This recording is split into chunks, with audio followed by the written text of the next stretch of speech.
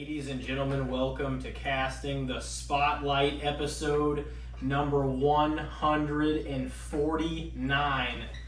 And tonight, our special guest of the evening, the first man that has appeared on the new series, our horror season-esque series, I would say, with guests, and unlike our solo episodic series, the Slasher Sessions. To begin this tonight is the great Alex Nicoloff. He is back on his second podcast solo appearance. How does it feel? It feels great. It truly does. You get to hold the floor on your own tonight. Yeah, no, it's great. During horror season, nonetheless. The best season, really. Yeah, it really is, honestly, the best time of the year. Right, truly. Man, we got football back. We got great weather coming. We just hit the first day of fall, yesterday? Yep. It's been a month since I've been here. The Yep. cards aligned. Everything's Here you just are. going great. It is. 10 out of 10 time. Love it. So you've been putting away any horror movies lately? I've been putting away some. Okay. Okay. Some bad ones. I don't Just know for if fun? Just for fun. I don't know if you just watch any bad horror movies. You just go through Peacock or Netflix and you just watch a bad horror movie. I watched one the other night called Mother Krampus. God, that was so bad. Just the worst kind of movie. It looked like a film project, if I describe it. Like a bad film project. It was not good. It was because Was it enjoyably not good, or did it just suck balls? It wasn't Winnie the Pooh, Blood and Honey not good. Hey man, Winnie the Pooh, Blood and Honey was a fun time. The first one, Cody said it wasn't even. Oh god, it was so bad. But me and Cody went to go see it when we went with James and Jason. Yeah. But me and James also got high as fuck. So I had a great time. I'm sorry I wasn't there. It was great. I had a great time. But yeah, no, it was just bad. It wasn't good bad, but it wasn't bad. It was just a thing that was on the TV. And then because we watched the regular Krampus, me and my girlfriend, Lindsay, and I was like, oh, okay. And then she's like, well, there's Mother Krampus. I'm like, I don't think they're connected. We don't have to watch this. She's like, no, I want to watch just the Krampus theme. And I'm like, okay. And it had nothing to do with Krampus. And I'm like, this is. It had nothing to do with it, and it was even shittier, right? Yeah, I was like, this is all Krampus. This is actually a halfway decent It Christmas horror movie. wasn't that bad. No, it wasn't that bad. I watched it for the first time last year. I mean, I wouldn't say it was magnificent, but it's an interesting horror take on a Christmas film instead of, Well, I mean, he's a Christmas. Well, he's literally is the classic Christmas horror thing. And so I was oh, cool. I like the lore around it. I like how in Germany it's this huge thing. Yeah. And I'm like, cool. I want to see this movie. And I finally got around to watching it. And I'm like, ah, cool. And then she saw that and was like, let's watch that too. I'm like, oh god, I don't know if we should. And then we did. And then she just kind of went off and did other things while watching. I'm like, now I have to watch this shit show. I was like, this plot is dumb. These kids are bad actors. These parents are bad actors. But you know what? I watched it, and I don't want to watch it again. I'm sure it wasn't the worst movie I've ever seen. Oh God, no, not by far. Non-horror movies, there's plenty of terrible movies I've seen. It wasn't even the worst horror movie you've ever Yeah, I seen, think it just ruined one. The worst horror movie I've ever seen? That's a good question. I don't think so, and I gotta think of the worst horror movie I've ever seen. There's so many bad ones. Yeah, that's the thing. There's some, like I said, the acting can kill a movie, and there's some poor acting in some horror films. But all of the types of horror movies don't necessarily nowadays I feel like it gets critiqued a little more in ways too. Mm-hmm. But all of them aren't demanding of a great acting performance to work. You know what I mean? No. Just a scare factor. Terrifier. Watching that for the first time a couple years ago. When before the second one came out, I was like, oh, this acting's not great, but fuck, this movie's amazing. Yeah. We just watched the first one recently. Have you seen the second one? Oh, yeah. Oh, fuck. I watched the second one for the first time, oh, maybe this is a little too much. Gore-wise and everything, with the bedroom scene. I was like, oh, fuck. Oh. It just kept I going. felt things that I'd never felt while watching movies. This seems like a bit much. Yeah. I mean, I've heard 3 might go a little further. Right. So And I'm like, how do you go further than salt and bleach and Right. ripping faces off? And just- but that's the thing is, Terrifier 2 can go that far because it looks so fake Mm-hmm. that it's like, it's kind of also cheesy and schlocky and fun at the Right, same time. like, It's not like believably like, this is fucking horrific. you Right, know? like at first, like watching, I was like, "This is not great," and like, "This is making my skin feel weird," because like, and like a horror movie hasn't made me feel that way in a long time. So I'm like, "Well, I guess it's doing its job." Mm. And like, I remember I was texting my siblings about it, and my soon-to-be brother-in-law was saying, "It's like, I laughed when he brought out the bleach and salt." I'm like, "What the fuck is wrong with you?" It, like, you knew it wasn't necessarily like terrific, but if you look back at a lot of the slashers like films, it's not like they all are anyway. And like, I like that Terrifier's like a new version of like another kind of slasher series. Mhm. You know what I mean? Like, and honestly, personally, I'm looking forward to the third one.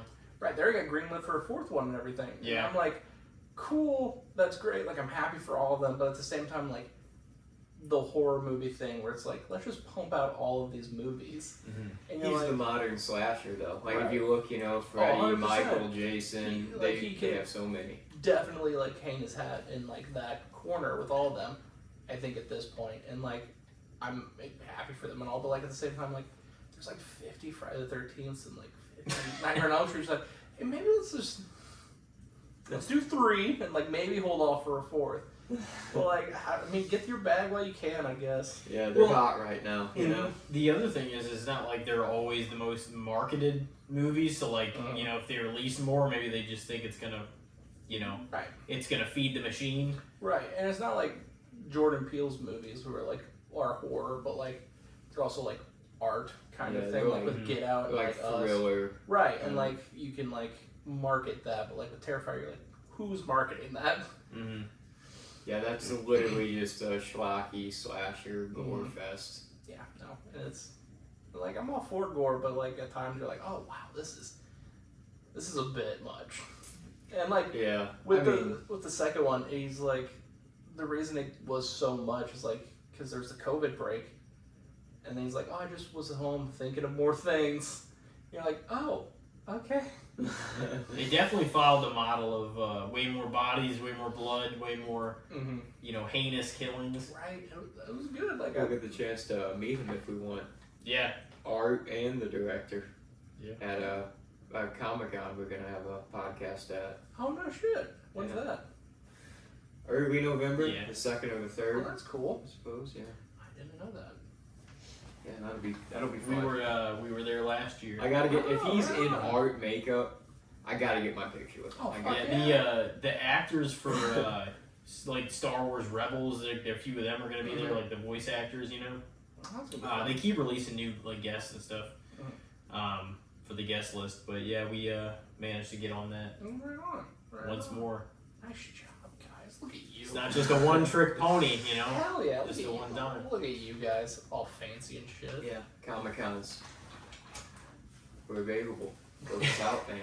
I've never been to a Comic-Con, so that's fucking cool. Neither have I really Yeah, we haven't before before we that. even went there. I've always wanted to go. It's neat though. There's like a lot of there's different people there. Like last year, they had a few actors from like Avatar: The Last Airbender and like The Walking some Dead. voice There was actors, one guy.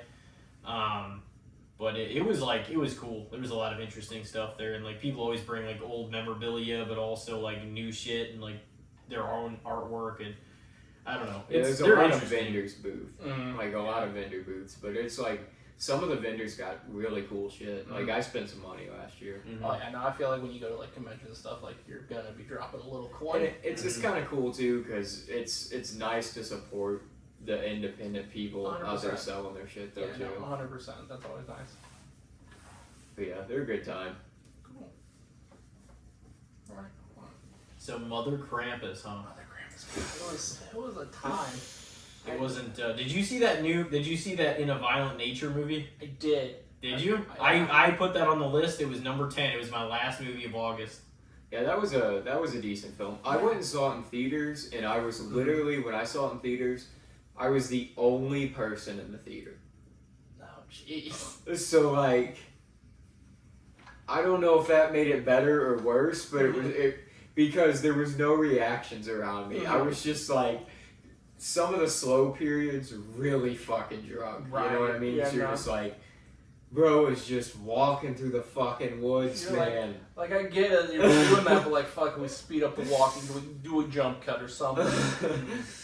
Yeah. It is kind of an Following honest. the slasher was like, yeah, it was definitely different, but it Oh, was yeah. like, it did have its slow moments because he was like a Jason type, you know, where he kind of like lumbered around and shit. It was kind of like, all right, I get the point. I know what we're doing here, but also let's spend more time with the fucking group of kids. Right. You know, It it's better was- that way. It was like an honest take, though, in the sense of like because you had this broken up moments where not much was going on, like it felt a little unique.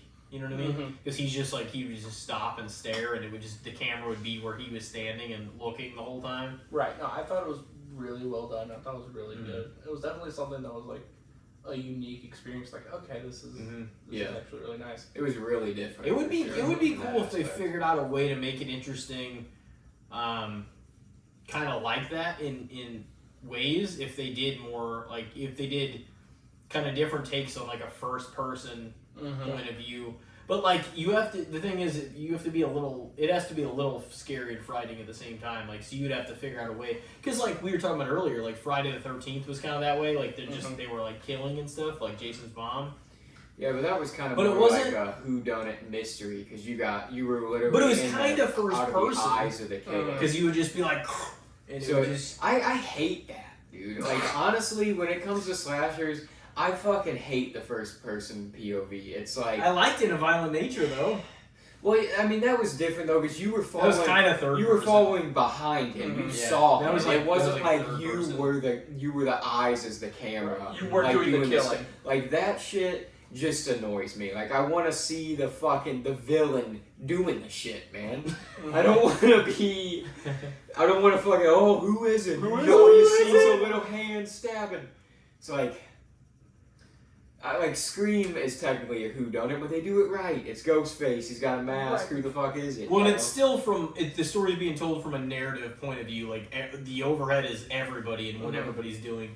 It's not like you have to wonder because you're only with one person the whole time. Yeah, and kind of see. It's like a whole. Group. But that is the one aspect that like Scream has like that a lot of the other franchises don't have. It has the mystery of who are the killers. You know what I mean? Which generally it's always two, except for that third one. Have you seen all the Screams? Yes. Including 5 and 6, the and newest ones. Yeah, no. What did you think about the newest ones? I've watched 5 this year so far because I'm starting out of order. But I'm going to watch 6 really soon. Have you not watched 6 at all? I've watched all of them. Yeah. Okay, so you have watched Yeah, them. I've Okay. watched 6 at least 2 or 3 times. I think 6 was like a little of a cop out at the end when like they're like, oh, he died. No, he didn't die. The fucking 4 friends. Chad. Yeah, Oh, Chad. yeah. Thank you. Yeah. And I was like, okay, and like I thought it was weird how they did the ending and everything, but like I thought they were like in restarting the franchise in that kind of way. I thought they were really good. I kind of thought that though too. Like literally, I definitely thought 6 was better than 5 in my mind. Like I got more enjoyment out of 6. But like, I did think that too. It's like you got the 2 ghost faces holding his arms, stabbing him in the chest and stomach. You're like, oh, Chad's fucking Chad's done. Fucking dead. And Guess then what? like 7 for Chad. 10, 15 minutes later, he's getting carted out. He's like Fab 4, and you're like, get the fuck he out got of here. he got fucked up in 5 too. Right, this motherfucker should be dead. He's got scar tissue beyond belief, just Right? cut up Like, his hold whole. on, guys. I'm gonna I mean- stable myself up. Him and Jenna Ortega, they would have to be together at that point, though. They both had been so fucking traumatized by Right, them. no, it's like I really like the people who they have in those movies. I think it's like a good cast. So like I was excited for it. I believed all of them that were in 6 that also were in 5. Like I believed them more in 6. You know what I mean? Yeah, more you behind buy- their Yeah. cast. I think I just didn't buy them right off the bat. right. I think you it's know? just like restarting. Like It okay, is, who's yeah. these new people? Who are these new people I have to invest in? I am glad that they named it Scream 6 when it came out. You know what I mean? Because Right. they're like, oh, Scream. But they also kind of poked fun at themselves. They're like, oh, they did, they yeah. named it Stab by the time they got to like the 8th one, or the Right. whichever one. But I'm like, that is kind of fucking goofy. Yeah. No. Everybody knows it's 5. Yeah. You know. I like 5, but I think 6 was definitely better. I'm excited to see what they keep doing. I know they were talking about the 7th one, so I'm not 100% sure. I think it's gonna happen. Oh yeah. I think so too. So I'm excited to see what happens. Sydney Prescott's one of the all-time great Survivor girls. She's probably, I think, my favorite final girl. She is. All time, yeah. I believe. But that was the thing too. Is Sam I really like Sam too, because she was like, she had Sydney traits, but she was like fucking vile. Like, she was violent as shit when she needed to be, because she had the Billy Loomis in her, you know? Yeah. That was kind of cool. Right. But, yeah, I don't know. I thought they did Dewey fucking dirty in 5, They did. man. They I thought they did him so dirty. I was like, bro, you just made him a lonely, sad fucking Just drunk, and then he got killed. Now I'm gonna stick man. up for whenever he fucking won the WCW belt. Fuck you, David Arquette. He needed that. He needed that. Especially now, goddammit. Look at what he ended up at. Look Fucking living in a little trailer, drinking his life away. That was bullshit. Still watching the news report of his ex-wife, all fucking sad. All sad and shit. He was so sad and depressing in 5. But the thing is, whenever they had split up in like 2013 in real life, I kind of thought, I was like, they'll probably, because they were on and off again, already written into the series that way. Sometimes, like, they had their issues. It made sense to kind of step out of it again and be like, okay, well, that's apparently in real life, like, David Arquette and fucking, Courtney Cox. why did I was going to say, I drew a blank on her name, but Courtney Cox and, David Arquette, I'm like, they were still friends, you know what I mean? Yeah, like, even after before their marriage, during, like, and then after, they still remained pretty close. They just decided. It's kind of weird, because it almost sounds like a little bit like the relationship in Scream. Like, the reason they're like, okay, well, it's going to be... Well, yeah, you saw it in You Cannot Kill David Arquette, that documentary where he went back to wrestling. Like, she was still all over in that documentary. Like, obviously, she's still a big part of his life and stuff, so it's kind of funny. Oh, yeah. That they are kind of like similar characters in Scream, because they ended up getting married and they got married in Scream. It's like, what the fuck? What are we doing? Like, life imitates art. He did, and honestly, just like Han Solo and Luke never seeing each other again, I got fucking mad. I'm like, man, like Nev Campbell, like Sydney and fucking goddamn Dewey never even saw each other again. Right? It's like, like you had an opportunity to it. Like, we had all this time for it, and then just... Well, that was the way to bring her back to town, though. I know, they weren't going to bring her back unless they were something drastic like that. I know, but it was, it's just, I guess you could have... It's a fucking cop-out. You could have had him get, like, severely injured and hospitalized or something. And then had them together. And then you could have killed them. And then, of all the killers, those 2 kids in 5? Right. Really? No! I mean, I didn't think Richie was horrible. Honestly, I know you don't like that girl, that actress. I kind of like her, dude. She plays just the crazy ass bitch in everything, and I'm like, I'm kind of into it. That's just her. That's her thing. That's her thing. I didn't think Dewey should have been killed anyways. I didn't think by her. Especially by those 2. Come on, like it is kind of like that was the thing. I'm like, you reboot it, that's fine. But the way Wes left it's the way Wes left it. Like, I'm like, if you're going to bring the OG3 into this, they should kind of be untouchable. Like, you can have them get injured, but you shouldn't kill the OG3, because that's not what... Wes is dead. He can't give you the okay. You got to fucking leave those guys around. Right. I agree with you on that, but I think at the same time, just to progress, like, the stakes are high. Anyone could die. Maybe killing one of the OG3. I wanted to have killed Dewey. But, Yeah. David Arquette was probably like, I'm fine with it. Yeah, like, that's just, whatever. But it's just, I'm sure you didn't mind. No. It's rough. It is what it is. But the series it does feel different, now too. But I'm like, I honestly still rather see, like, I get how many times can you repeat the same storyline, but like, I kind of, it still felt like Sydney's series. You know what I mean? Yeah. So, I don't know, but they got to milk every franchise, and so that's probably what we're going to talk about a little bit tonight too. I'm sure, because 100%. Especially horror does that a lot. And the thing is, they're not the most marketable films, even though they're more popular now than for sure in like the last probably 20 years ever before. So they're being made all the time. Plus streaming, like everybody's making their own horror and stuff. There's more studios, there's more shooting going on in general. But I don't know. Always, it just goes back to the old quantity is not always better than quality. You know what I mean? It's like, I don't know if I want to look back in 15 years and be like, oh wow, yeah, they made 17 Screams and they made 30 fucking Fridays, and then it's like, they haven't made a Friday since 09 because it's in all that fucking studio lockup. Like, I don't even know what the fuck's happening with it anymore. It's like, what are you guys even arguing about? What would you say? We may have went over this. Did you say no? Because we asked Cody that in his episode.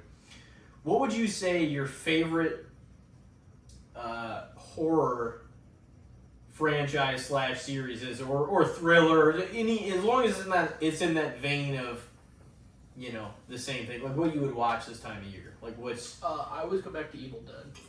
Oh yeah, I think we talked a little bit about that. Yeah, did say Evil Dead. I love Evil Dead. Evil Dead's your fave? Yeah, I always go back to that. Even like not during this time, it's like I always try to watch at least one of them. Yeah. I think Bruce Campbell's great. I think Sam Raimi was great. He's a great director for it, and his whole stories. Like by 2 and 3, goofy as hell, but like. I thought they were great. You've seen all the way. Evil Dead 2 and Army of Darkness are honestly probably my favorites of the Evil Dead series. 100%. And like their reboots they've done, like Evil Dead when they did it in fucking, what was it, 2009, 2010? I think it wasn't like 13? 13 maybe? Or something like that, yeah. That one was good too, and like Evil Dead Rises was 2 years ago or something at this point. Yeah, that was good. That was good too. So like I've never like went into an Evil Dead movie like this is gonna be bad. Like they've always been great. In my opinion, at least. So yeah, no, I always loved the Evil Dead movies. Okay. Yeah, Elijah's seen more of those than I have, but I'm like, we've watched. We did go to see Evil Dead Rise in theaters, and that was solid. Like just the way it escalated, you're like, holy shit! Like, but it was like it happened before you even knew it. Right, like the whole starting scene is like when they're in the cabin, you're like, oh, okay, this is how it's going. And it's like, oh shit, okay. Like, we're going right for it. And you're like, okay. Yeah, like, Evil Dead 2 was kind of like, this is what I wanted to do in Evil Dead, but I didn't have the budget. Right. Pretty much. It was just Evil Dead 1 with the budget. Yeah. That's why I liked Evil Dead 2 a little more. Because I was like, I respect Evil Dead more than I would say I would rank it in the series. Like, it's not one of my favorite Evil Dead films, but I'm like, this dude did this with his brother when they were like 18, 19 years old. For like a piss budget. Yeah. And they're like, and then like people started like, oh shit, this is really good. And like they got the budget they wanted and did all the goofy shit they wanted to. And then they got Army of Darkness, and then fucking Bruce Campbell's been doing Ash stuff forever now. Like they did the show. Yeah. So, dude, Ash vs. Evil Dead was fantastic too. 100%. They should have, like, I'm so bummed that didn't get more. Because I saw that whole series too. Yeah. Ending at season 3. I watched that when we lived in Hampton actually. It was a travesty. I was so upset when they canceled it after 3 seasons. Because it just held up it didn't get any worse. Right. That's why I was like, you could have at least went one more season. Like, if you wanted to do it, go one more season and wrap it up perfectly instead of just leaving how it was. Yeah, that was such a bummer. I there for a while I was like, once I watched all of it pretty quickly, I started like looking into it. I'm like, now that we're in the era of streaming, maybe somebody will pick it up or something. Right. I'm always hoping to be like Netflix picks up Evil Dead. I'm like, yes. Or Ash vs. Evil Dead. I'm like, I'm just hoping, or like Paramount or something. There's so many streaming places right now. Like, yeah. I think like even Shudder, like they have it's horror branded. Like they can pick it up. Like, so I'm still holding out hope. They do this shit with all the horror movies though. They're like, oh, we're coming out with a streaming series. Like Crystal Lake. How the fuck long was that supposed to come out? It was like they've been talking about that shit for like 5 years, and they're like, it's happening. It's not happening. The Crystal Lake series? It's not happening. And now I think most recently it's not happening again. So, well, fuck it. I don't think it's ever gonna happen. It's just one of those things. And you see Fred. Like every October, I see this bullshit post pop up where they're like, Fred by Rob Zombie. I'm like, it's gonna be a series on HBO Max. It I don't believe blows. that shit at all. It People in the blows my comments are mind. like, I can't wait for this. Yeah. I'm like, how do you guys Oh, not fucking every year. It blows my mind how people are like, I can't wait! It's not coming out. It's not. This isn't a verified article by fucking anyone. Yeah, Like- it's shared by like some bullshit like movie fan page or like this is not real. Like the super Horror dreamers. supercoolhorrormovies.com shared this. Like, what the fuck? It always like I have to make people check themselves. If I'm personally friends with them and they share a post about a movie coming out that it just looks like total bullshit, I will look into it immediately and be like, Right. that's not real. That's not you real, gotta man. you gotta start checking these sources, man. What are Like, you doing? Like, I'm social not gonna get media excited for tries this to shit. circulate all the shit to you. Yeah. It blows my mind who like how do you not know like that's not real if you go to something. Dude, it's like, literally random happened fucking- since 2017. Like, It takes it's 10 not seconds to fucking Google. happening. Every October you're gonna tell me this shit. It's not Dude, fucking happening. And even I'm not saying like sometimes there's not spammy weird bullshit on like Facebook or anything like that too, Mhm. but you can even go to the page and see if it's verified. Now if you go to it and it's like 36 likes and it's got blah blah blah, it's like it's a horseshit fucking article. Hey, maybe let's ignore this shit. Yeah, it's like if it's meta verified, like I know that sounds stupid, but like the check mark and everything, Right. it might be legit or from a credible news source. But like whenever it's some bullshit like that, it's not coming out. Yeah. Like, I can't wait. I hate When that. movies You have and like shows Bloody come out. Disgusting or like some page like that shares something, you're like, oh, this is legit. Or like comicbook.com, like places like that, you're like, you know this is real. But there's like I follow horror fan pages and like wrestling fan and like people that'll share shit on there from other pages that they follow. They're like, oh shit. It's like, no, check your Dude. shit now.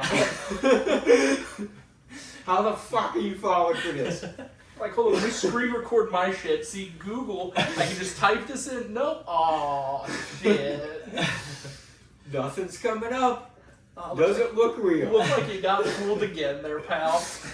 So I fucking kicked off like an early part of my list. I watched. You ever seen the movie The Strangers? I'm sure. Oh, you have. yeah. Yeah, I watched that for the first time in maybe just probably years. Dude, my dad, that is one of the horror movies legitimately that me and my brother together, like we all sat down and watched that one night, and that movie fucked my dad up. Like, he doesn't he doesn't really get into horror, but he's like, I'll watch it. And that was just such a this can happen to anybody kind of scenario that he was just like, after that movie, he's like, I don't like thinking about shit like that. Like, Well, the thing is, like, like, again, had his like, gun loaded yeah. on the nightstand. oh yeah, you were home. What the fuck do you mean I was home? It just could have been anyone. Yeah, that they came across you. Mhm. But no, that movie is it is one of those ones that like can stick in. Not that it itself scares you that much, but like the thought of it, Right. and like just somebody random fucking with you, and like you're the one that they choose that night. Mhm.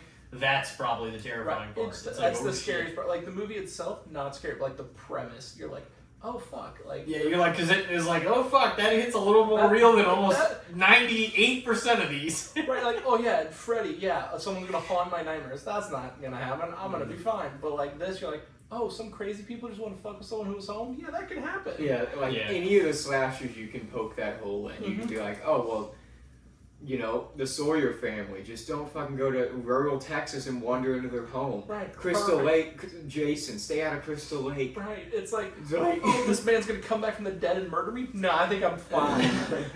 But yeah, when it comes to the strangers, it's just like there's people at this place. Let's knock on the door and fuck with them.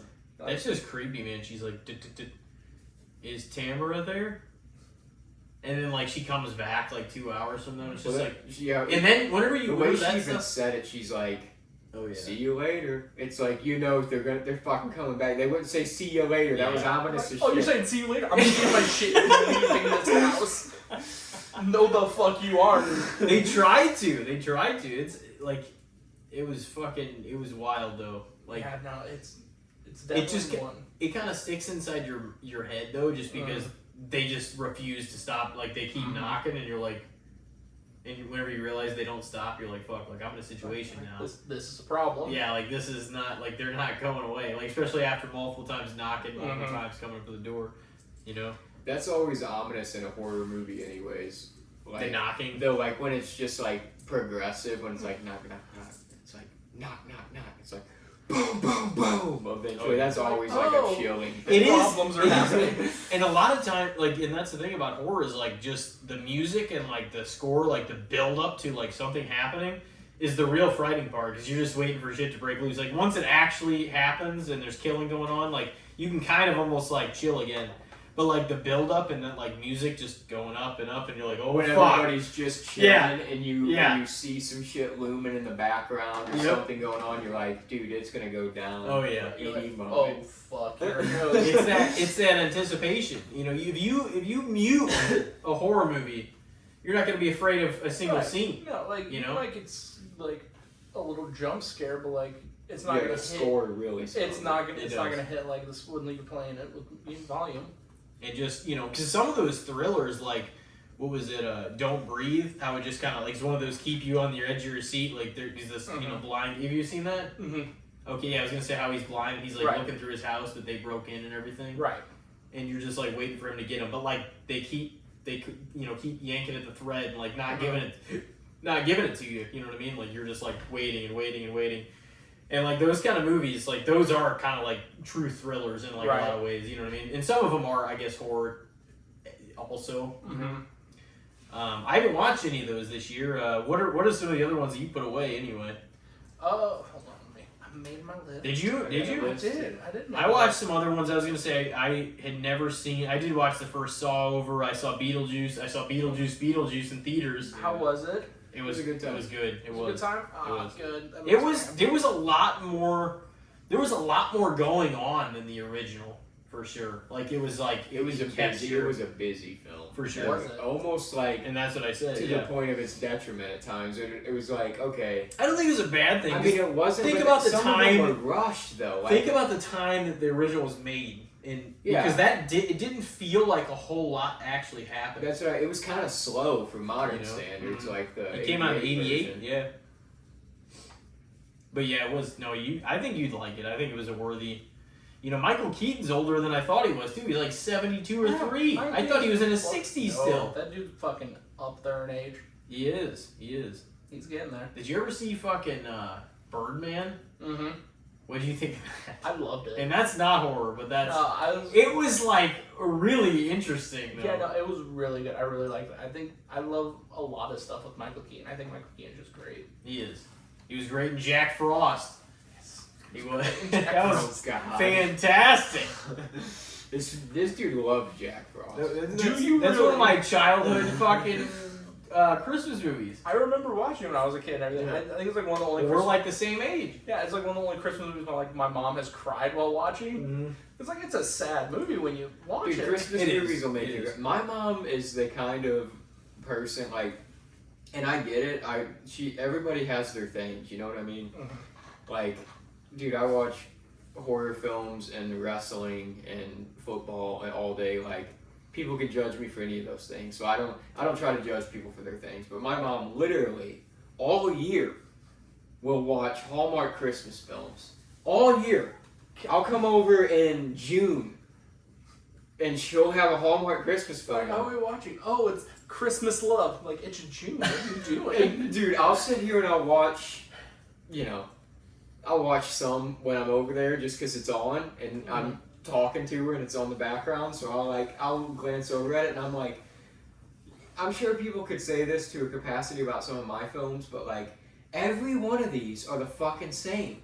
Every single one. It's insane. Like, I knew you'd get back with me, Billy. It's like it always come over with the kids. Like, oh, thanks for leaving your great job to come back to your high school boyfriend who's probably not that great. He's like, this guy just, I had a great position. I was a stockbroker on Wall Street, but I really fell in love with this Christmas tree farm in Vermont. I think I'm going to live there now. I think I need to be in this Christmas town forever. Like, do you? And of course he finds a lady there that like persuades him that, oh yeah, this is the place to be. They kiss at the end and the music plays and, oh my god, it's snowing. It hasn't snowed in this town in blah blah blah. 37 years. They have all of those fucking movies have the same exact, like, and the thing is, you can say different about horror because like all horror isn't. You can say like slashers are kind of similar. But all horror isn't like necessarily Halloween based, even though like this is like the premiere time for it. But it's like, it's not all horror based, but like Christmas, especially Christmas, like love stories like that. If you look at all those Hallmark movies and shit, so many of them have the exact same poster, pretty much. They look identical. Identical. A lot of the... repositions. Some of the... If they're not the main leads, a lot of the supportive actor characters... All of them. It's a lot of the same people. Right. They're just like... They're just hired by Hallmark to... They sign on for like 15 films at a time. Like, easy payday. Well, this time Brad's gonna be Jeff, and Jeff's gonna be Keith, and what's my motivation? Oh, the same as the last movie? Perfect. It's like, am I still in the turtleneck sweater? Sounds good. Sounds good to me, boss. They just shifted I'm around. gonna have a cup of hot cocoa standing by a tree. I can do that. Basically, the Hallmark movies are like, you know, they're going through the General Hospital fucking script, you know? Mm-hmm. Everything's just like about the same exact fucking thing. Same. They just alter a little bit. Right, let's tweak this. Oh, he didn't do it! It's like it's the same shit's been going on for 50 years. Like, we talk about just They wait 10 literally minutes. are on season like 52 I can't. It's fucking ridiculous. I can't believe it! Really? Because he did the same thing 2 seasons ago. Nothing's changed. What the fuck are you talking about? This has never happened to me. Really? I've watched the show. Have soap operas kind of died, or is that still a thing? Like, cause when I was a kid, like, Asking the wrong crowd. you know, like, all of us though, you would know when you would stay home sick from school. Oh yeah. You'd have like your local mom would have it TV on at or like something, noon. and yeah, it would switch. You're supposed to be napping. It'd switch from weather to The Young and the Restless, Young and you're Restless, like, how Days is of Our this Lives. shit still going? Like, wow, Yeah. this is Terrible. I heard that the acting, maybe the payday too, but I heard that the acting and just doing your part and then stepping off like the fucking stage is so easy for like Joey Diaz talked about that too. Yeah. It's you literally say your few lines and then your scene's like over with, and it's just like fuck. That's probably, even if it's like a $30,000 payday, that's a fuckload for only having to say like a couple sentences on screen. I get paid 30 grand. Dude, I would keep coming. If All I your was a young social actor, anxiety would go away. if I was a young actor trying to get like over in the business, I would just keep going to soap operas. Right. Oh, yeah. Just let me in another episode. Oh yeah. I'll be a recurring character. I don't give a shit. Yeah, I like, did good last I'll be your shittiest character. Like, I don't care. My I'll be a stage fucking fright will go away. scumbag, bro. Just Bring me back. be that guy that just walks across the screens like, hey, nice ass, and then Nice gets ass. beat up by like the main guy that's I supporting don't his girlfriend. care. I can barely act. Give me a part. It's fine. It's literally like a few sentences and shit. It's like fuck. Like no matter what that is, it's on national TV. It's on like local channels, or whatever. Right. It's like I guarantee it's worth the payday, and that's probably why they stay in it. You know what I mean? Some of them. Mm-hmm. A lot of people like get noticed by TV, or this is the way it used to work. Mm-hmm. And even whenever we grew up, because we're all literally like the same Right. age, 27, 28. We're all 28. Fucking. 29. Are you? I just turned 29 Oh, July. motherfucker. When did you turn 29? It was July. Oh, shit. Damn, so we don't have any overlap then with Yeah. all of us being 28, because he didn't turn 28 till August. Yeah. Like late. Yeah, I'm old. Damn. I don't want to talk about it. It's alright. Hey, you're not 30 yet. You're not 30 until you fucking actually hit it. Don't let anybody rush your shit. I'm trying. I always tell people that. They're like, oh, you're almost 30. I'm Shut not the 30 fuck yet. up, I'm Shut 20. the fuck up. When I'm 20, plug you. Oh, you're almost there. Yeah, almost. Don't Shut the rush fuck my up. shit. I'm getting there, but fuck you. I'm this age right now. I always in return now, I'm like, oh, well, you're getting old too. And like, we're into the age now where some people are getting self-conscious, even if they're younger than us, or Right. 24, 25, whatever. And they're like, no, I'm not. Like girls. Yeah, I'm like, no, I'm gonna throw that bag in your face if you call me fucking old. Oh, you're getting old. No. Everyone's getting old. We all get old. I'm gonna tell you, man. Yeah, I don't know. It happens. No. Yes. People get noticed on those fucking. Dude, honestly So though, progress. but like sometimes it's just like, man, I'd rather be at this stage, like looking a little different, like being, you know, when you look back at pictures and stuff, you're 17, 18, you're like, god damn, you're like, I look like a little motherfucker. Like, Right? I wouldn't even, you know, nothing even, you didn't even feel like you were fully developed yet. You know what I mean? Not that we do now Looking necessarily. back on it but, like, now, at 18, when I turned 18 at the time, though, I'm like, fuck, I'm an adult, I gotta get shit figured out. Now I look back, I'm like, that's a kid, bro. Like, it's okay. You don't have to get shit figured out. Just keep living that life, my dude. No, you don't. I watched some duds in here, but every time you're trying new films, like you always see. I finally saw that movie. Well, one of them I actually didn't mind with I think it was John Cusack, Samuel Jackson, that 1408 movie. Yeah. I had never seen it before. Really? Never in all these years, and then that was like fifth on my list. Okay. I checked out a few things from streaming services. I watched that movie Haunt, which was actually pretty fucking good. It's on Hulu. Is that the Yeah, that's that's house one? yeah, that's worth watching. I will say for sure. I watched the first Saw, Beetlejuice, obviously, In a Violent Nature, finished out my August. I watched, for the first time ever, I think I had tuned in, and we can kind of go down this avenue with this, because I don't know what you've seen as far as Friday the 13th goes, but I actually had never seen, beginning to end, Jason X, other than tuning into it here and there on TV, from like different bits and clips. So I finally watched Jason X, and that was number 13. Of course, it worked out. See, and then I watched a Friday on, like Friday 13 too. So I was like, well, Jason X at number 13. It actually wasn't that bad, and it was by no means same as Friday Part 5 we were talking about off air. Right. It was by no means the worst in the series. What? Jason X. Yeah, no, that's at least they took some chances. You know what I mean? Like, it wasn't that bad. Yeah, I kind of take that one as like it's kind of like its own, kind of like Jason Goes to Hell. They're kind of just like their own concept stories with the Jason character. You know what I mean? They were, but I did like Jason X more. I feel like I like Jason Goes to Hell more. That's what's incidental. Have you ever seen Jason X? Yeah. Have you? Yeah. Then Jason X. I enjoy it still. I don't know. I just like the '90s vibe of Jason Goes to Hell, and it's like some of the gore effects. That was like early Nicotero, like gore effects and stuff too. Like it was definitely one of the most fucking out there Fridays. But I definitely, I don't know. I appreciated it more the more I watched it. Yeah, the first time I was like, what the fuck? Where's Jason? But now I don't know. You need to watch Jason X again. Because I know you said you preferred it over Jason Goes to Hell, or no, Jason Takes Manhattan, which I've only seen once when me and you watched a few years ago. Jason Takes Manhattan's probably the worst.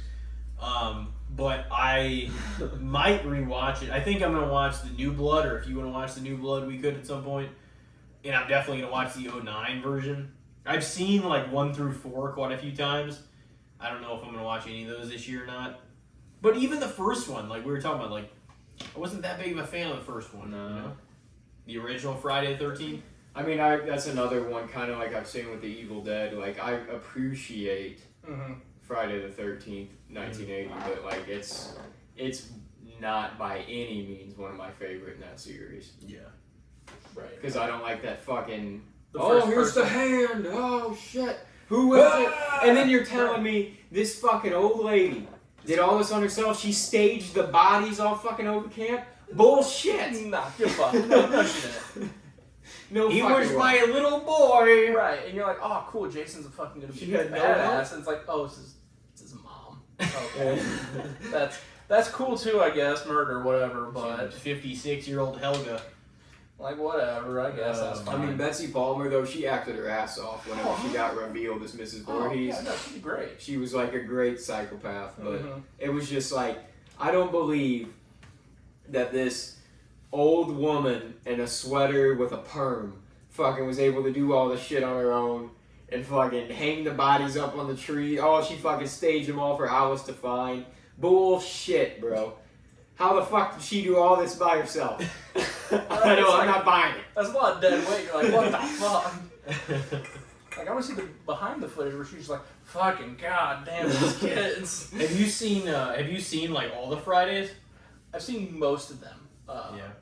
there's some of them where I've like seen not all the way through because like you catch them when they're on TV and everything, but like not all the way through. I know I've seen Jason X and Jason Goes to Hell. Freddy vs. Jason. Friday Friday the 13th 09. That one, I thought that one was fantastic. Yeah, no, I think honestly, as a reboot, it was good. It got a lot of unnecessary hate for sure. Let's get your opinion on this before we switch over boy. beyond Friday the 13th. But like overall, Nightmare on Elm Street might be.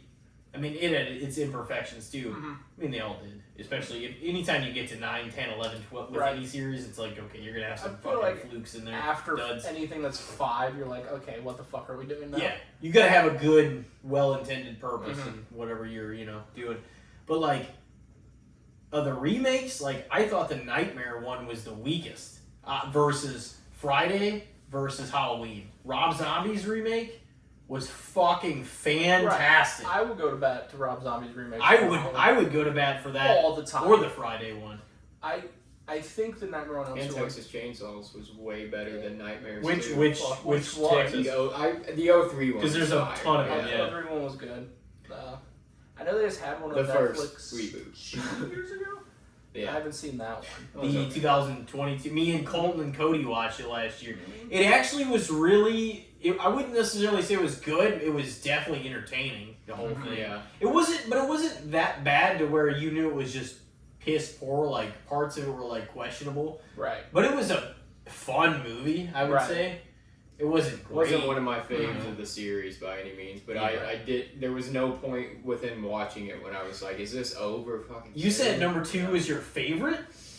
Probably, it honestly might be the 03 reboot's my favorite, but 2 might be 2. Which is crazy. I just watched Texas Chainsaw 2 for the first time ever. Not putting the 74 the 74 original first. Really? Yeah. Yeah. That is kind of crazy. Yeah. And I had never seen Jason X. I had never seen that. I'd never seen Friday Part 5. Well, how'd you feel about Texas Chainsaw 2? It was fucking wild. Honestly, whenever Chop Top finally died, I was fucking happy. I mean, it happened the very end of the movie. Yeah. The very end.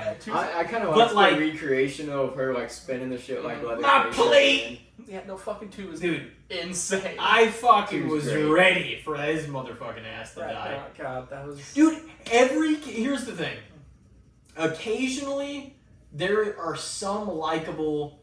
In Nightmare, there's a few of the lead girls, like Nancy, like even Allison, like in Nightmare, that are not bad, that are tolerable, or you kind of like them or whatever. Or even the antagonist.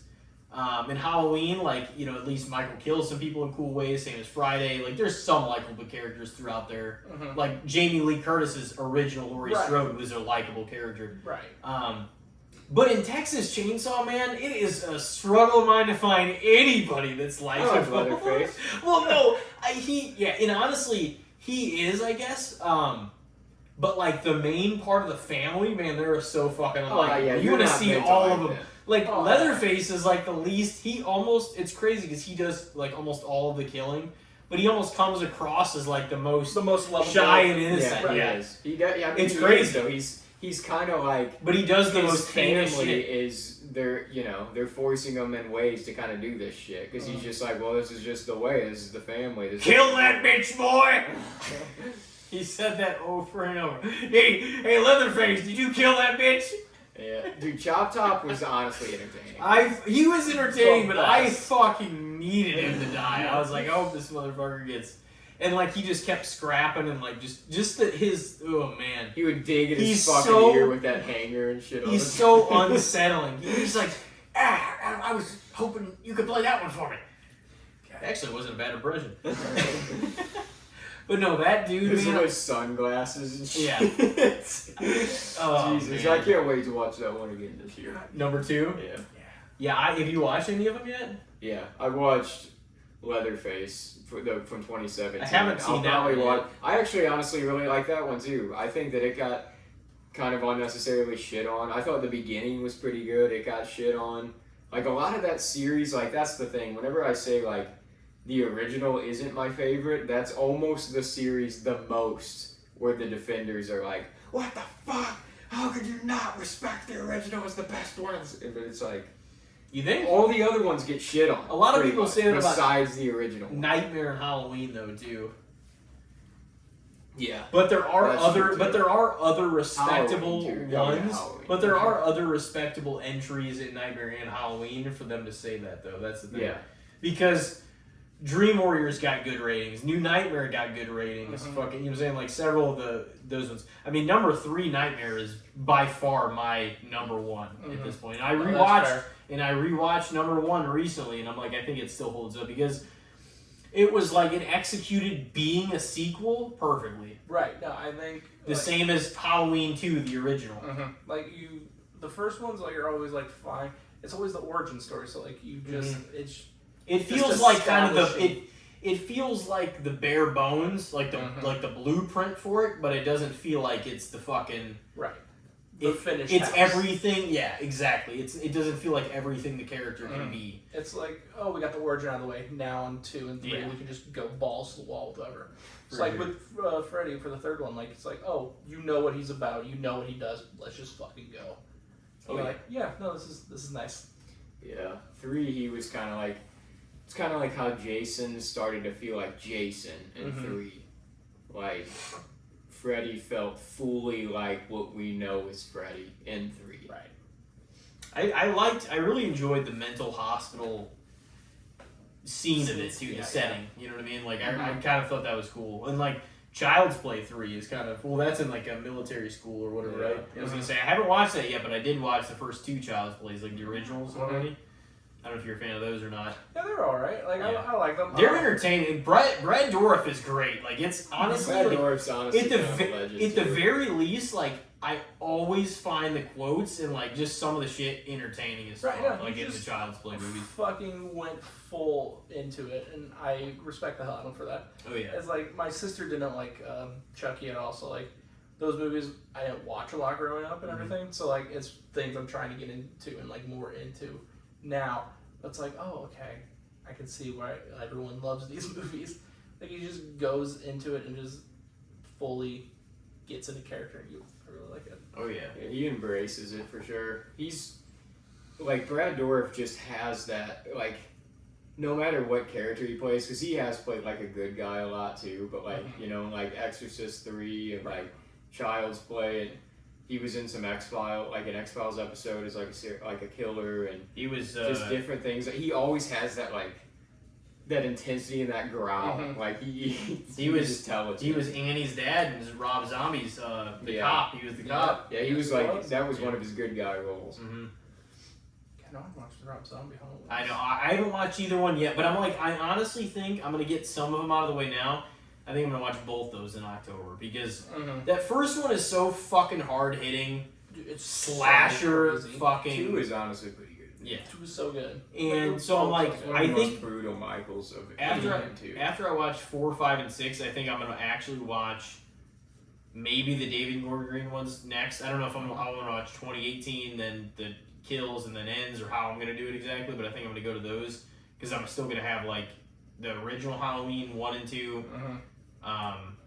H2O, or maybe I'll even start with the original next. You know, I don't know. I want to get some of the other ones out of the way because I'm like, I'm gonna exploit several of these series, like at least in parts, you know. Right. But there's a lot of them. I feel like there's a decent amount of Halloweens that are at least pretty solid, like Zombies, the 2018 one, both the original two. I didn't think Halloween Kills was that bad. I thought Halloween Kills was maybe a little better than Zombies' second one. Okay. And that I even debated a little bit, but I'm like, but it's Zombie's second one. Like his first one was almost as good as any of the Halloween movies, in my opinion. I think especially as far as being a horror movie. 100%. You know? I think he just knocked it out of the park. He did. The first one was fucking fantastic. Amazing. You know, and his other movies are good. I haven't gotten to them yet, but House of a Thousand Corpses, The Devil's Rejects. House of a Thousand Corpses and The Devil's Rejects. Fucking, those are I think Rob Zombie's best works, just because they're like original, they're his, and they're just like that original story. I'm like, these were just as a two for series, like taking 3 from hell out of account, like the way The Devil's Rejects ended, and just those 2 movies together. I'm like, That was such a fucking like well constructed story. Mm-hmm. It was so good. I'm like, I almost wish he would have never made 3 from Hell. Same. I think at the time I was like, oh cool, let's see what goes on next for the family. And then like once you see 3 from Hell, you're like, oh, I wish they didn't do this. It's like you want that because like as a horror fan, like you always want like, oh cool, let's see where stuff goes next. But like then after it happens, you're like, oh, I shouldn't have wished for that. Yeah. Yeah, because just it was such a perfect ending to Devil's Rejects too. Like just getting lit up in that car to Freebird playing. It was like it was awesome. There's no better ending. Like he should have just capped it. Devil's Rejects, but I get why he wanted to do more. Yeah. It's kind of a bummer though because they started doing it and then Sid passed, so it was like. I'm sure it's not the exact vision Yeah. he wanted. But like Rob Zombie could make anything, and I'd be like, cool, I'm gonna be in line for that movie. Oh yeah, he's had some good ones. He's kind of like, I always stand up decently for like Rob Zombie and like Eli Roth in ways because I feel like the two of them get a like pretty bad rap with the horror community. Like they always are getting shit on. Right. And I'm like, dude, these guys are modern horror directors that are like going out here and they're making their own stories and they're trying new shit. Like, yeah, some of it's intense, some of it's brutal, some of it's rough, and it's not gonna be for everybody. But at least they're fucking artists trying. Right. Shit. They're going out there and they're like, hey, let's see if this hits. And cool, it hit with some people, but not everyone. Like, well, Eli Roth did Hostel and everything. You're like, oh, this is fucking insane. Like the Green Inferno. Green Inferno, yep. You're Cabin Fever. Honestly, I thought the Green Inferno, Cabin Fever, and Hostel were all good horror movies. Yeah, no, like everyone loved Hostel, and they're like the Green Inferno and like Cabin Fever feel like whatever on, but like I think Eli Roth is just great at the horror genre. He did Thanksgiving most recently. Yeah. It was awesome. You know, I love Eli Roth.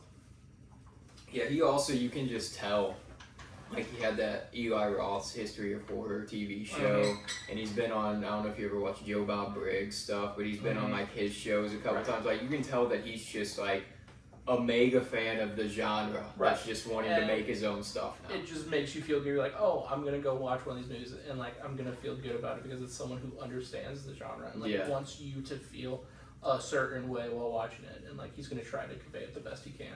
He's his own filmmaker too. Like I can totally understand people watching Eli Roth and being like, this is not for me. Same with Rob Zombie. Like they're not gonna be something that everybody gets into, but like nobody can take away originality from either of them. 100%. Well, and even what Rob did with the Halloween, franchise, like some people were against him having a backstory, but like at least it was a completely fresh take, and like it felt, to me, that's kind of what felt terrifying too, is like that it felt real as fuck, because like this kid had like severe I'm cutting up animals and roadkill, and like it reminded you of parts of like serial killer type behavior and stuff, and you're like, holy shit. And then he became this unstoppable machine. You're like, oh, if this kid would have just got, I don't know, a fucking hug, or his parents weren't shit. It felt real as fuck, and like his home life was absolutely fucking trash, man. Yeah, it's like there was no escape as school life. No.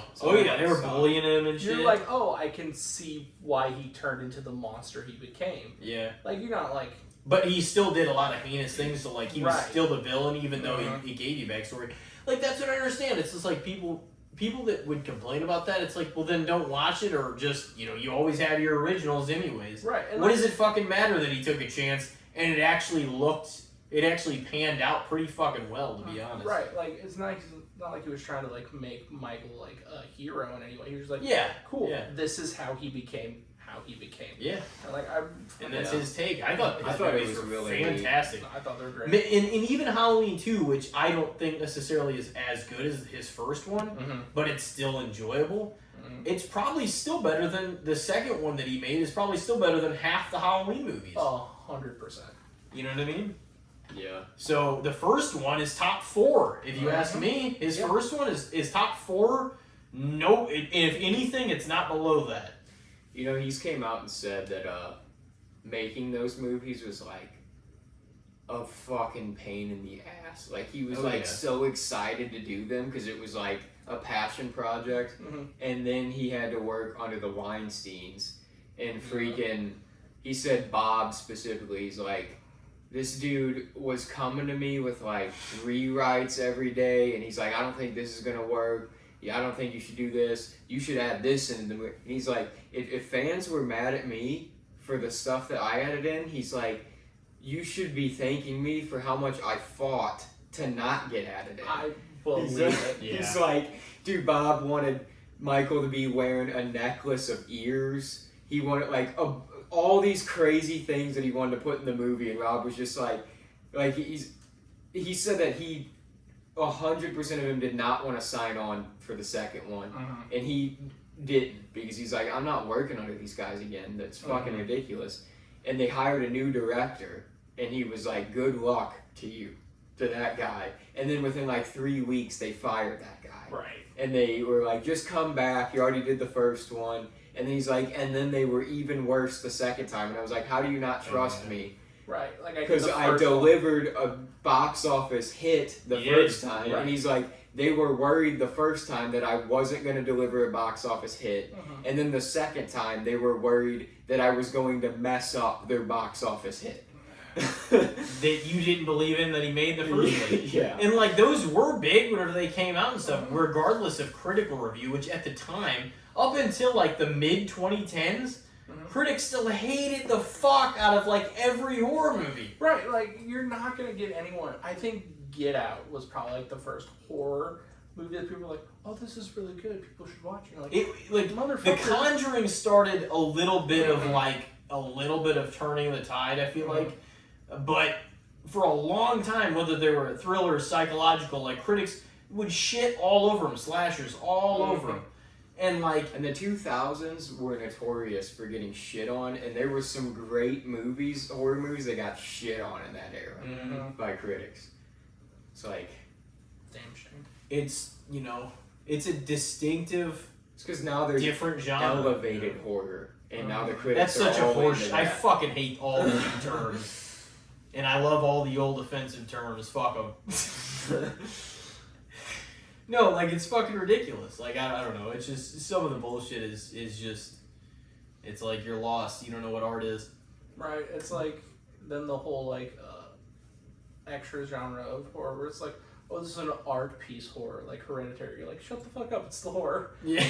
Yeah, I don't know. So I'm trying to make it sound fancy, and oh, you're this, and no, you're not. I'm like anytime that A24, Robert Eggers and Ari Aster, like, they started releasing movies. Now, any movie they release, they're like, oh, it's an art house horror, it's an elevated horror. It's like, no, it's just the way these guys make horror movies. Yeah, it's just their own separate thing. It's not, oh, this fucking brand new way of going about it. It's just my version of it. Right. It's just my fucking take. It's, people Jordan have Peele makes. He doesn't make a certain. He makes Jordan Peele films. That's what he makes. He doesn't make thrillers more than horror too. Yeah, and he doesn't make that. Like Quentin Tarantino makes Quentin Tarantino films. Right. You know what I mean? Like he doesn't. Tim Burton makes Tim Burton fucking films. Oh, very much, yeah. So it's like, it's not, oh, it's this kind of, no, fucking don't. Everybody's always trying to categorize everything, and oh, this is this, and this is okay, and that's not, and then this is, no, fuck no. You're wrong, you're all wrong. Yeah, no, I am glad, though, that A24 is, like, pumping out horror movies and stuff like that, because, like, it definitely got more people to be like, oh, horror movies aren't bad, and you're like, thank you, finally. Did either of you two at all, or, like, I don't know if you played the games growing up or whatever, I mean, I didn't, but I did see Five Nights at Freddy's. Did you guys watch the movie? I didn't. Okay, so some people, and I never played the games, mind you, so I don't know all the lore and shit like that, even though people have tried to explain it to me. I mean, I am mildly interested, but, like, once again, same as a book to a movie or a game to a movie or this or that to a movie, it's got to be summed up in like an hour and a half or 2 hour thing. You know what I'm saying? Right. You're not going to fit, if the book took you fucking 24 hours to read, you're not going to be able to fit all that shit into a fucking hour and a half. You know what I mean? Or 2 hours. Right. That's what I never understood about anybody complaining about that type of shit. It's like, then don't watch the movie. Right. If you're gonna fucking go in with intentions not to understand it or pair it exactly to what you just read, don't fucking see the movie. With the Five Nights at Freddy's movies, like I saw the Nicolas Cage. Was it? Dude, no, that's exactly what I was gonna bring up. So the other day, man, I watched fucking Willy's Wonderland. I fucking love that. And dude, no bullshit. Like, and I know, like, I'm sure he's not like necessarily any of our favorite actor, or like even one of the top necessarily, but he has had some good movies, and that is undeniable. He has been in some good movies. Are you about to shit on Nicolas Cage? No, I'm not shitting on him at all. I fucking love Nicolas Cage. I know Elijah doesn't have. Well, Elijah probably has come around more than he used to about him. No, I mean, yeah, he has some good movies. I enjoy, but I'm not like a fan, I wouldn't say. Dude, no. But Willy's Wonderland, and I heard a lot of people say this, was everything that they had wished Five Nights at Freddy's that came out last year would have been. So it wasn't as good as Willy's Wonderland? It was, no, I enjoyed fucking Willy's. Well, here's the thing, I never played any of the games either, so I don't know how to quantify like that compared to like a lot of people that were disappointed for this or that reason. Five Nights was not bad to me. It was solid to me. It was fine. Didn't blow me away, and it wasn't horrible. Willy's Wonderland was like actually a pretty kick-ass, like it was so fucking good. Fun time. It was kind of like it really was a little more. It was hard hitting, scary elements, but it was kind of an action movie Dude, in ways. There wasn't a lot of dialogue. Willy's Wonderland, like he didn't say no. Everybody else did. Nicolas Cage, even if you don't like Nicolas Cage, well, guess what? He doesn't say a fucking word in this whole movie. Shit. He doesn't say anything. He just kicks their ass. He plays pinball. He drinks that soda. Dude, honestly, this was like a really unsung, and I was like, whenever I was watching this, I was like, am I going to be into this or whatever? The more I sat here, I was just like, man, honestly, in a weird way, not like it blew me away, but like, it was honestly really entertaining. Right. It was a lot of fun. It was just a fun movie. Like, for sure. It's definitely one I would go back and rewatch. I would too. Just for fun, because it got positive ratings from audiences and critics too. That's kind of, which is funny because it's one of those movies that's just so random and off the wall that could have went either way. People could have either been like, this people is liked fucking stupid. He was like, this is interesting. That was actually like cool. Like he fucking whoops him. But like they made it brutal, like the way I think a lot of people wanted Five Nights to be. And Five Nights was not at all because it was also like PG-13. So it wasn't. You literally just can't show that much stuff. I mean, that's good for box office purposes. I understand why. Yeah, because all those kids. Well, yeah, but why would the casual fan go to see a horror movie anyway? Because Five Nights at Freddy's is a kid kind of thing. Yeah, it's all the kid. You're gonna get all the kid money. But I think they're gonna learn. Like but here's the thing: I think they're gonna learn the lesson because they're already discussing making the second one a rated R movie. Yeah, I mean, because it didn't fucking. The audience is growing up too. I don't think it's in that too. I don't necessarily think it worked the way they wanted it to, and it's just like, if you're gonna make horror anything, it's probably going to be out of the bounds for the common fucking kid or teenager should watch fucking anyway, unless you're gonna stop being a baby and let them watch it. Right. Now, if you're gonna make a horror movie, it's fucking called horror. Well, I mean, there was some horror in the late 2000s, early 2010s that was PG-13. That was fucking terrifying shit, though, too. Like, you can still make a scary-ass... But like Haunting in Connecticut... Like, all those haunting movies were fucking creepy. I'm pretty sure Skeleton Key was PG-13. Like, you can make a creepy movie. Skeleton Key PG-13? I think it was. Yeah, I think it was. Because they didn't do anything necessarily to, like, cross the line. Yeah. It just doesn't... It can't be, like, gory or... But you can still... I don't know if nowadays, though, if those movies just for the shock of the terror would be R. Right. You know? Because I see movies now I'm not that saying are just they like can't for bloody be violence or for terror, just rated R, just for that. Like, I'm not saying they can't still be like kind of spooky or have some like little scares. Like that one that I saw that was called Sick, where like I don't know if you're not to branch too much off on like a thing, but like, are you familiar at all with like the whole? Not even to bring this bitch's name up, and yeah, I mean what I said. Fucking that Gypsy Rose, whoever the fuck, the girl that with her boyfriend killed her mom. That's almost like what this movie called Sick was a little bit like. Her mom convinced her at a young age that she had all these issues, and being paralyzed was one of them. Oh, she's got diabetes, she's got this, she's got to inject stuff every day. And like, I don't know why this is, but apparently it's a fairly common thing Yeah. I mean, not like all the time, but if the parents have done it, I'm like, that is some of the craziest shit I've ever heard. Why would you want them to like do that? Is it like to get the attention on you? Oh, my kid's sick. She can't do this or he can't do that. And for them to rely on you forever. And that's kind of what this movie was. And so because she had never used her legs, like her mom had convinced her, like, you know, you're not going to know how to do shit because, like, you know, so this was PG-13, but I wouldn't exactly. That's the difference though in PG-13. I wouldn't necessarily call it scary. You know what I mean? It was like, and that I think is the difference between that and R a lot of the time. I wouldn't call it scary, but I would call it like, it was kind of more of a thriller. You can make it a thriller, I think, being PG-13, like being on the edge of your seat with like what's going to happen next. But honestly, the subject doesn't even have to be horror for you to kind of be on the edge of your seat, in my opinion. You can be like that in a drama or like an action movie too. I don't know. But they released some good PG-13 horrors. But it was very like, oh shit, like what the hell is her mom gonna do? You know what I mean? Like you're like that's kind of what it felt like to me, was like that situation with, you know, which is beyond so Munchausen syndrome, is that what they call which it? is Munchausen by proxy or something. Yeah. Which is beyond disgusting that she is out of jail and she's just out there living a life with, doing whatever. Like, no, you fucking murdered somebody. What the fuck are you talking about? That's weird. Everything's She's weird. in like no, you could be like, oh, her mom did this to her. I feel bad. No, like if you listen to her and all the bullshit she said, I don't feel bad for her a fucking little bit. Yeah, no, not at all. It's something. You're released in like less than 10 years, really? I don't know about that. That's a sticky situation. That's I don't give a like it was murder. Like you shouldn't be released. I don't give a fuck what the hell happened. Yeah, and then didn't she marry somebody else when she got out and they're divorced now? Or how do you, I don't know. And she thinks she's a celebrity. It's like, no, you're not. And nobody gives a shit. You say no one gives a shit, but the amount of people we're fucking talking about. We are talking about it. Maybe she's a celebrity. But she's not.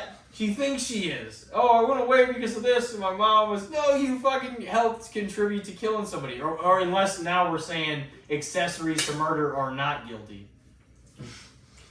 I mean, I don't know, dude. If her mom was actually a piece of shit, though. Yeah, but does that make murder justifiable? Maybe.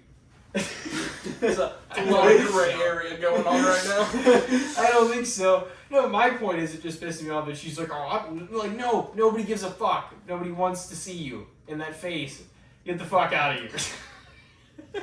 Yeah, I mean, it is kind of weird that she's getting so much news circulation. Well, like she's trying to be relevant. It's like, just live your life. You're out now. Why are you trying to stay in the spotlight? Just do your thing.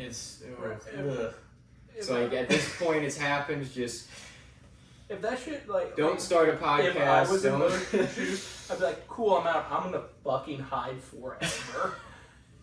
If you were her, no one's gonna know who I am. Like I'm just gonna fucking change my name. No, she's like, oh, I want to meet this person. Like they don't want to meet you. I bet you crazy. Yeah.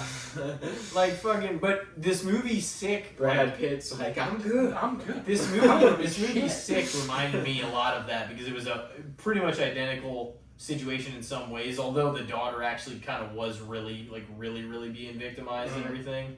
And like her, her mom had lied to her and everything, and she wasn't trying to kill her. She was just trying to get away from her. You know what I mean? And there kept being circumstances to where her mom would come up with a reason why, oh, she's acting like this. She's been off her meds, and the meds, meanwhile, she's been told her whole life that she was supposed to take, actually did something different than it did. It kept her like legs numb, so she thought she was paralyzed. There's a whole bunch of shit with this movie. Interesting. But it reminded me of that situation, and I'm like, man. Because, like, I had never seen that before. But that was actually PG-13. But like I said, I wouldn't call that scary. I would just say that was, like, I mean, it was definitely kind of thriller-like. Because you're like, oh, fuck. Like, whenever the mom comes back, like, she's gonna... What the fuck's she gonna do? Right, like, Misery.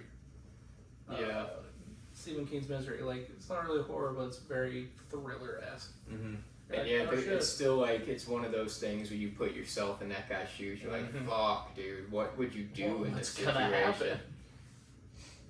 Just sledgehammering your fucking ankles in. Yeah. It's like, at those points, like, oh, no, the horror, and then you're like, oh, wait, no, this is just very gory thriller. Just a crazy-ass lady. I did see that new Speak No Evil movie in theaters, too. Did you? How'd you like it? I enjoyed it. I mean, I liked it. It was a pretty packed house where I went, but I went on like one of the Tuesdays, you know, with like Ronnie's and everything. But everybody there seemed to enjoy it too. Like it took a minute to kind of really feel like it was getting to like what you sort of like the horror part of it, like what you were there for, kind of thing. But it definitely unfolded in a way that I didn't see it coming. Really, I know like watching like all the trailers when I was like in the movies, watching other things, and like saw the trailer, I'm like, wow, they feel like they just give away the whole movie. It hints at it a little bit, but I didn't. And maybe you saw something I didn't. I just kind of watched the trailer. I had seen the trailer a few times, and I went to go see other movies, and I was just like, that actually might be. It wasn't something I was like, oh man, I've got to. But then I was like, you know what? I'm gonna go check it out because it actually was getting really good ratings and everything too. And it was it was definitely not. I don't know what I expected. It was definitely different than what I expected. You know what I mean? Interesting. That's good. So I enjoyed it. You know, it was good. And James McAvoy's awesome. Yeah, and all the stuff he's been in. Buddy saw it and he said he really liked it, so I'll check it out. Wasn't Cody, was it? No, it was my friend Mossman up in Pittsburgh. Yeah, I would go see it. I mean, it's one of the big. I feel like it's gotten more like marketability than a lot of the other horror movies recently. So, like of this season, it's definitely been one of the most that you've seen advertised and stuff. But yeah, I've been kind of chopping through like a few of the series so far and getting to a decent point. But what are some of the other ones that you put away? What else have I watched? I watched Terrifier movies like we talked about. You watched both of them already? I watched both of them. We haven't watched 2 yet, unless I don't think you watched 2, did you? I watched 2. I might watch 2 in October. I rewatched See No Evil because it was just randomly on one day with Kane, with Glenn. With Glenn. Jacob Goodnight. You're like, oh, you're governor now, or was it mayor now? And yeah, that's weird. But yeah, I forgot. Like, it's not bad. Like, for what it was. Yeah. You're like, oh, okay. Like, because I know I watched it like with Tyler back in the day, but we were kids and just wrestling fans. It was cool to see Kane in a movie, but like, I watched it a couple of years ago again. I'm like, I wonder how shit this is, you know? And I was like, that was actually more decent than I thought it was going to be. It's not like top tier horror movies, but you're like, oh, this isn't terrible. Like, I could rewatch this and be fine with it. Yeah, it had some good scenes. You're like, oh, okay. It was enjoyable. And it was kind of cool to see Kane as like a slasher dude in there too. Right, definitely fits the whole slasher persona. So, yeah, no, just watching the regular slash movies when I can. I have like AMC Plus now, so it's like I was looking through all of their movies. I'm like, oh, I'm just gonna try to house as many as I can of these. Like, even if the title sounds bad or anything, I'm like, I'm just fuck it. It's spooky season. Let's watch everything. Oh yeah.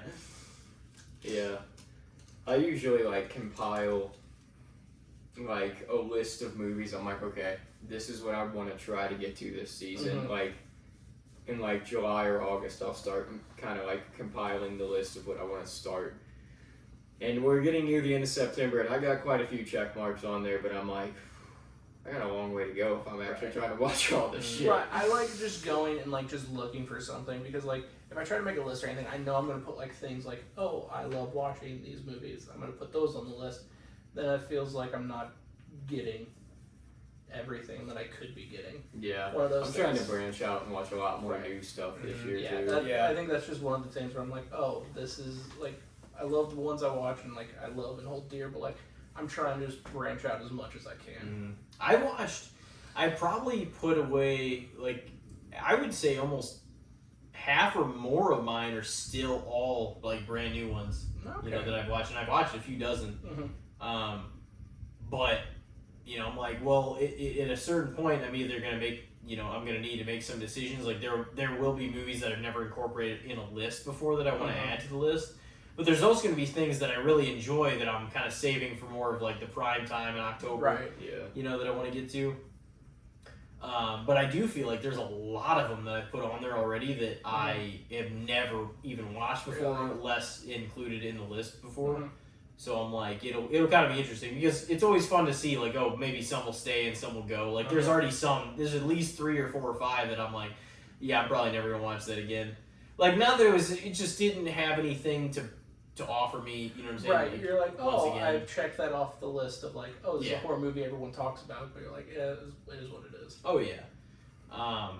But yeah, I mean, you know, we're still pretty early on, and like a lot of times whenever we don't get to certain things we wanted to get to before Halloween, like we'll watch like even into the first like week of November to kind of like cool down and stuff like that anyway.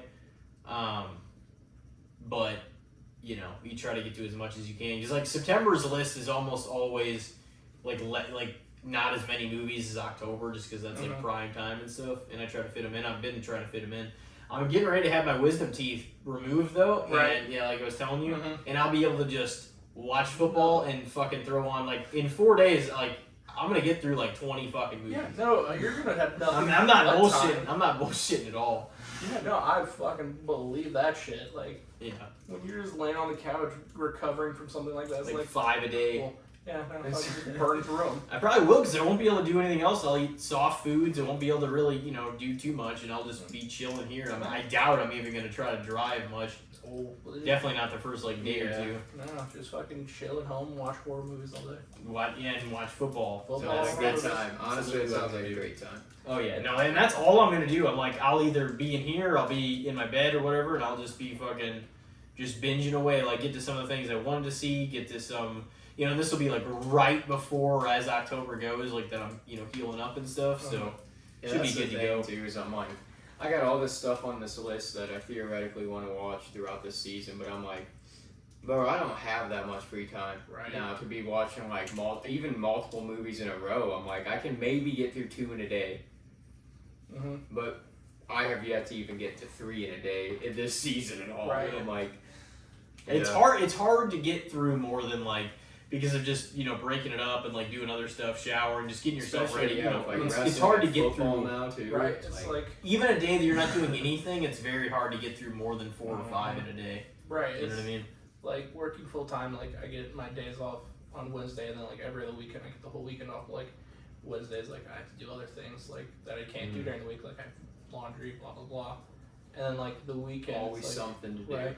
It's like, well, now football season's on, so like college football Saturday. There's NFL on Sunday. It's like I want to watch at least one game, and that's gonna take up some time. And like the girlfriend might want to do something, so like you got to go and do that. And like oh, I have time for maybe a movie. Yeah. And it's just life is, there's not enough time. Yeah, you try to fit. There's just a lot going on at once, and you want to try to fit as much as you can in. Like I always try to like plan my days like fucking. You know, at the beginning of the week, even if I'm like, oh, every day doesn't have something, then I'll like fill this in and that in. Like it'll be like, man, the whole fucking week's already like accounted for. You know what I mean? It's like you just fucking everything gets taken up so fast. And you're just It like, does.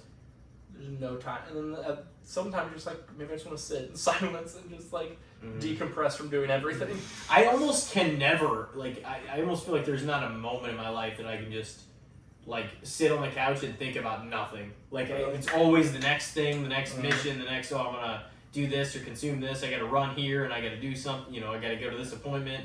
Gotta go to the bank. Gotta fucking see. You know, so you're like, it's tough. But you know, I'm like, man, there's a lot of stuff I want to get to, and like, I mean, I try to purposely set aside time to watch a lot of the horror stuff, and you know, especially football, like come September, October. You know, even November and stuff too.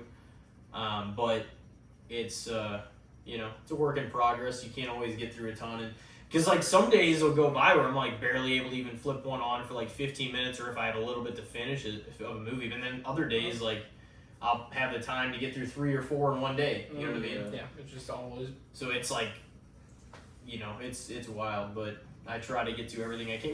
And that's why we start the list so early too, is because there's just a lot to fucking get through. Right.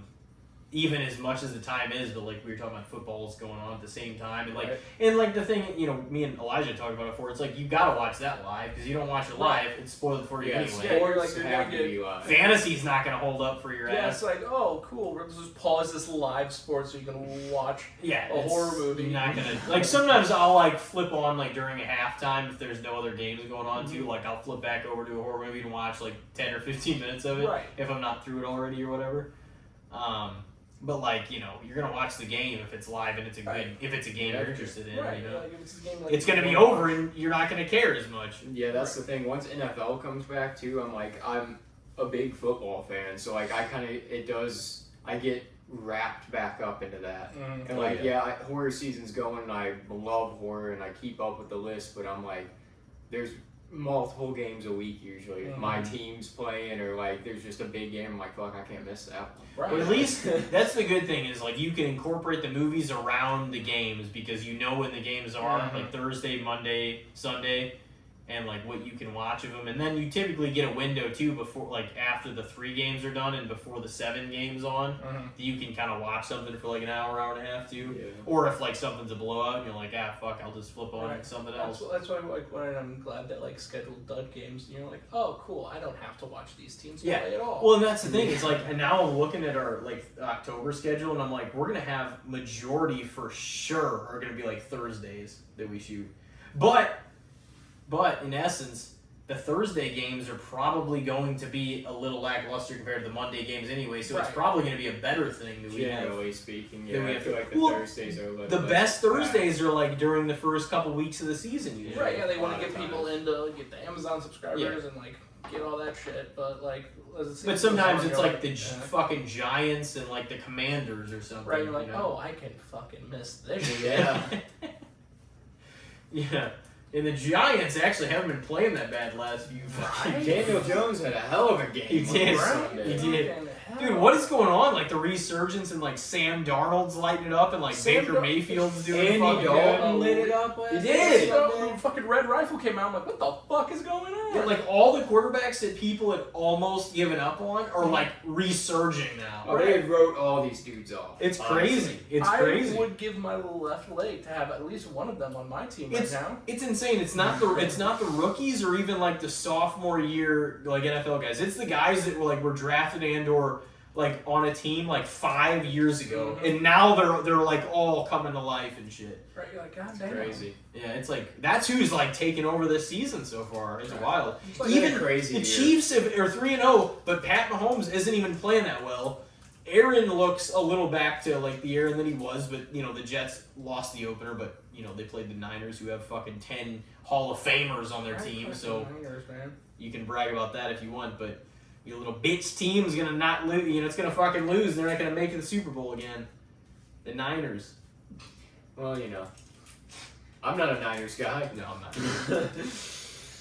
not. I can't deny though they're one of the most if your team's playing them, it's one of the most frustrating games of all time because the Niners dictate the entire fucking game every time you play. They do. It's just like they make you play their style. Fucking full capacity yet. Now that we have Debo, Kittle. Well, I mean they're 1-2 right now. now. Yeah. Nick Bosa just got cleared to come back. And then... But they should have a hard schedule because they fucking. And I mean, they were without Debo, CMC, and Kittle this week on the offense. But honestly, that's the thing. Brock should have to have a harder situation than he's been in. He's had everyone around him. Mm-hmm. So it's like, but he still fucking played lights out. I don't even want to talk about that because I did not play Jawan Jennings, and he scored 47 and a motherfucking half points. My last dad night. played him. I was like, dude, literally, I just kept seeing his highlights pop up as I was watching the Cowboys-Ravens game. I'm like, dude, my dad has got to be fucking jumping out of his seat right now. I fucking went the fuck off. I'm like, who the fuck thought this was gonna happen? It was insane. I mean, like, go for them. Go for them. I kind of like seeing these guys though that either got wrote off or nobody really even talks about, like having monster performances. Dude, like having It's insane. Andy Dalton start this week. I was like, oh, that's gonna be cool. I haven't seen Andy Dalton in a while start. Like, I hope he does decent. And then he goes out there and does that. I'm like, oh. What the fuck is Andy Dalton doing on a bench? Dude, and like they fucking killed. It was like 33-7, wasn't it? It was like 30, unless somebody scored in garbage time. I think it might have scored in garbage time. It was time. Insane. The Panthers played a great game. They're like, we fucked up. They should have literally had Dalton starting for them and had Bryce Young on the bench learning from them for the past year. They shouldn't have had Bryce Young. They just threw him into that. I thought you were going to say Andy Dalton is like the guy. No, but he should have. But Bryce should have not been jumped into the starting spot immediately. And then, like in the preseason, I think he played one drive. Bryce Young did. you're like, you're gonna fucking have him jump out in the season and have him play one drive under new coaches. What the fuck are we doing? They did upgrade from last year too, but he's not the long-term answer, obviously. But like Andy Dalton has experience; he's won, big games, like bigger games, obviously. But immediately, it doesn't speak the necessarily best for Bryce Young because of that, like immediate turnaround. That game, maybe they'll have an okay game, and then he came out and just fucking tore up the Raiders. Just balled out. He was fucking ready, man. Who just fucking beat the Ravens? So you're like, oh. Damn. That's the Raiders in a nutshell, though. God, my dad. They beat teams that they shouldn't beat, and they get their ass beat by teams they should beat. My dad loves the Raiders. He liked them back in the day. Everybody wants the Raiders to be good, and they just keep not being. So just having that constant reminder in my life, it's the Raiders were great once. Yeah. And now there's kind of there. I would love to have I would love the Raiders to be good.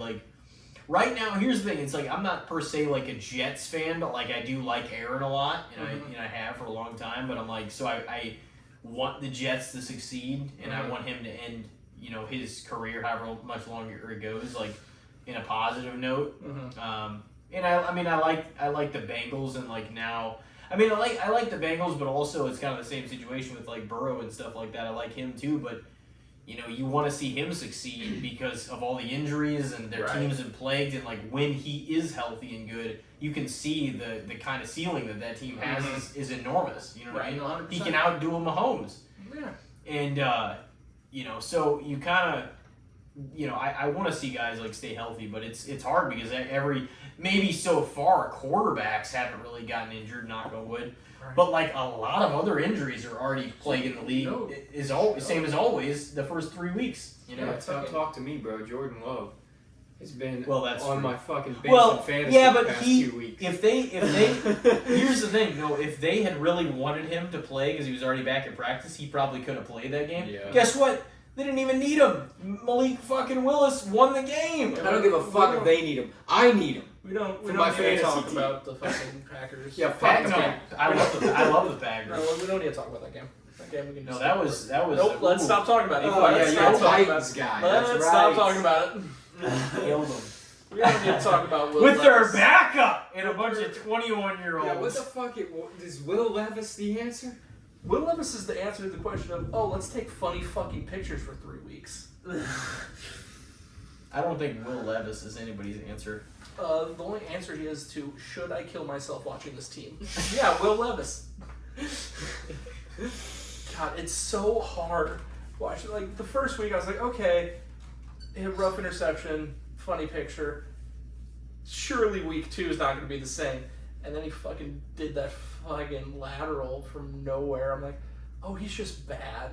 Well, week 1 they competed though. Week 1 the Titans didn't look bad. Right. Week 2 I was they look bad, but they still competed a little. This week I was we're just a bad team right now. Will Levis is a bad quarterback. What are we doing with him? Can we still have Ryan Tannehill's number? Let's go call him up. Please. I know that was what he fucking gave as a good, the bad, and the shits last time you were on. This Ryan Tannehill. Mm-hmm. Remember that. Speaking of which, you guys want to go to a break and come back with the good, the bad, and the shits? We will be right back. Ladies and gentlemen, we are back with casting the spotlight episode number 149 with the great, the magnificent Alex Nicoloff again. Give it up for him. He's back for his solo episode tonight. He can hold his own, damn it. But he is the one that is beginning us on our Slasher Sessions journey here in this horror month. How does that feel? First one in the new series. Great. All the other company parts that are fucking going to follow you in a guest spot this season, they're all after your episode. Yeah, as they should be. Well, anyways, with this part of it, we're gonna hit them with a real fucking dark, horrific, fucking Slasher Sessions version of the good, the bad, and the shits. I got a good one to lead us off here. This kind of ties into the horror genre, if you will. because I was going to make it applicable to any series, but I feel like this time of year we've got to throw a horror one out there, right? Right. At least one, So a little bit of dabbling into what we were talking about on air earlier, but what do you guys think of honoring the first entry in any horror franchise? Is it overrated, underrated, or fair? Because sometimes, we all know, we're like, okay, you start a franchise, you start a series, whatever, and like the first one might have kicked it off. It might have been the inspiration for the rest of them. Mm-hmm. But I would even go as far as saying not just even half the time, but possibly even in horror, seldom is the first entry necessarily the best one. Right. It can be. I'm not saying it can't be, because it is sometimes. Mm-hmm. Scream is the best one. The best Conjuring is the first one, in my opinion. I don't know if I like the first Child's Play the most, but it's still one of the best, I feel like, for sure. There's a lot of different ones. Nightmare, same way. But I don't necessarily think all of the originals are maybe held at the same standard or owed the same respect as each other. You know what I mean? Maybe they started it, but they're not nearly always the best, I wouldn't say. No, I get that. I think a lot of it, when you look at horror specifically, is like, oh, we can honor the first one and go like, cool, this is the one that started it all.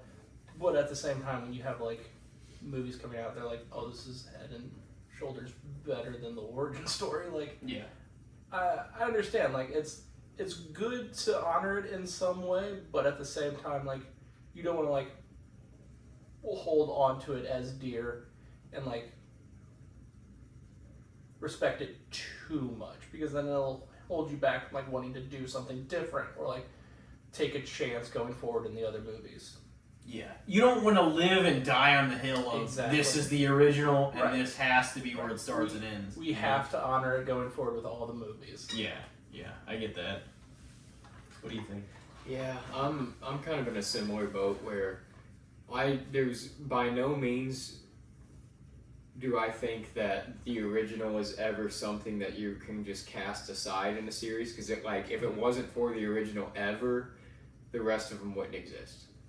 But at the same time, there's definitely a lot of series where the original isn't the best one. Right. And that's just how it goes, man. Like, some people don't like that necessarily, especially in the horror community, like saying something other than the original isn't the best. But it's true. And, they can build on their original concept a lot, too. Yeah. That's what the first one's kind of the bare bones thing. It's like, this is the original idea of this. Right. And you can add to that character and the lore and the story and take it kind of your own way from there, and it can be more interesting. Yeah. Yeah, I don't think it has this, because if you think about it, it's like, oh yeah, well, you can make a new story, but you can't top your own shit. It's like, I feel like that's kind of disingenuous towards the idea. I think if you came up with the idea, you can make it better. What's to say you can't make it better? Maybe you have way better ideas than you had when you first created it. Does that make sense? Yeah, no, 100%. If you are the creator and everything, you want to be like, okay, cool, I did this, but I want to build off of it and take chances and do something different and expand to the lore and everything. Yeah, no, 100%. I think that's great. I think what's not great is when you have new directors and new people coming in. Not a reboot, but third sequel down the line, we have a new director, but the old guy's still going to be around. And then it's I'm going to do something completely different and just fuck over the whole movie. Well, and see, that's what sometimes happens is whatever sequels, me and Jason talked about it before. And he's and I told him, I was explaining the whole Halloween Resurrection as opposed to Halloween H2O or some of the past ones with Jamie Lee Curtis and stuff. And my point was always, it never really deterred from this point, is that, it wasn't as simple as it was a bad movie. You know what I mean? It was so bad, it took down a movie that had in my opinion, maybe it wasn't the best by any means Halloween H2O, but it had an interesting vibe and it had an awesome ending with her chopping his head off. And the entire Resurrection pulled down H2O when it did that shit. Right. It took a whole. Jason said that too. He's just like it couldn't just live and die on its own. No. It had to pull a whole other movie down with it. Yeah, and it did it within the first 10 minutes of the film. Right. It's like, hey, this is how we're gonna kick this off. You know this is gonna be a fucking shit show. Be like, Oh, hey, yeah. we're just gonna shit on this other movie completely and bring it down to our shitty level. It's like, I feel like Halloween fans at that point in time were so happy to have Jamie Lee back in H2O that like what they got, they're like, okay, that delivered on what we were expecting, and it was cool. Jamie Lee got the upper hand at the end, and then Resurrection happened. Like maybe I've heard people in that love horror say they like Resurrection just because they have a fun time with it. It's not, they don't take it seriously, but it's like, dude, Resurrection, it really was just a pile of shit in the series. I thought it was the worst sequel of all the Nightmares, Fridays, Halloweens, any of those series. Yeah, I'm all for getting fun in your Freddy's sequels. Dead was bad, but yeah, it did not disgrace the rest of the series No, the no. same way. Freddy's Dead is watchable though. That's the thing. Freddy's Dead is enjoyable enough. Yeah, it was kind of like so goofy that it was a good time. Yeah. Too. And it had a great soundtrack too. Right. And Robert Englund was still Freddy, so it wasn't like they Yeah, it replaced was. him, made the story, whatever. Like it had elements that were good, but the story had gotten just so far out of their hands. Right, and like I said, I'm all for later in the series being goofy and stuff. Like at some point, it's like, oh well, it's just like a fun time to watch. Like, is it though? I think you're just trying to hold on to it. Yeah. So like you watch this with your buddies when you guys are like 12 and you guys had a great time, and now you're holding on to that nostalgia. This movie fucking sucks, man. Right. Take it for what it is. Right. It is what it is, and you gotta deal with it. I do get that though, because I feel like I used to be harsher, because now I don't know, maybe I've seen so many horror movies and I'm like into the genre as a whole, that there can be a movie that's kind of bad or just like over the top and ridiculous or whatever it may be, and I can watch it and be like, yeah, that was pretty good. I had a good time with that. Whenever I was younger, I would like rent horror movies, a lot from like movie gallery, Blockbuster, like in town, and you would just, oh fuck, I'll grab this one. So I was way more critical. Right. Like I would take them home, and if it was no good, I'd be like, this fucking sucks. I can't believe that I spent my weekend on this. Right. This is my weekend. This is my one movie rental, and I picked this. Yeah, because you get it on Friday night, and when the movies went to get taken back, like that was it. That was the only thing you had to watch. You're like, Other God than what you had. damn it. I'd like get a comedy and a horror, and I'd be like, if the horror movie sucks, that was half the weekend. You're Right, like, I dude. fucking hope this comedy's a fucking banger. I'm pissed if it's not. What would you guys say though? Basically honoring the first entry in a horror. So I'm gonna say fair for the simple fact that I think you definitely should honor it. You should pay homage to it. You gotta respect it. The original. I think you said overrated earlier. Yeah. Thinking about it now, though, like you should definitely honor the first movie, but that doesn't necessarily mean the first movie is always going to be the best.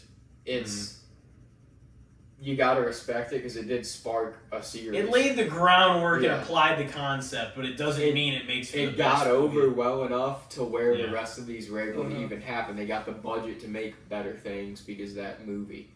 So I always respect the original in a series, but there's many of series that the original is not my favorite.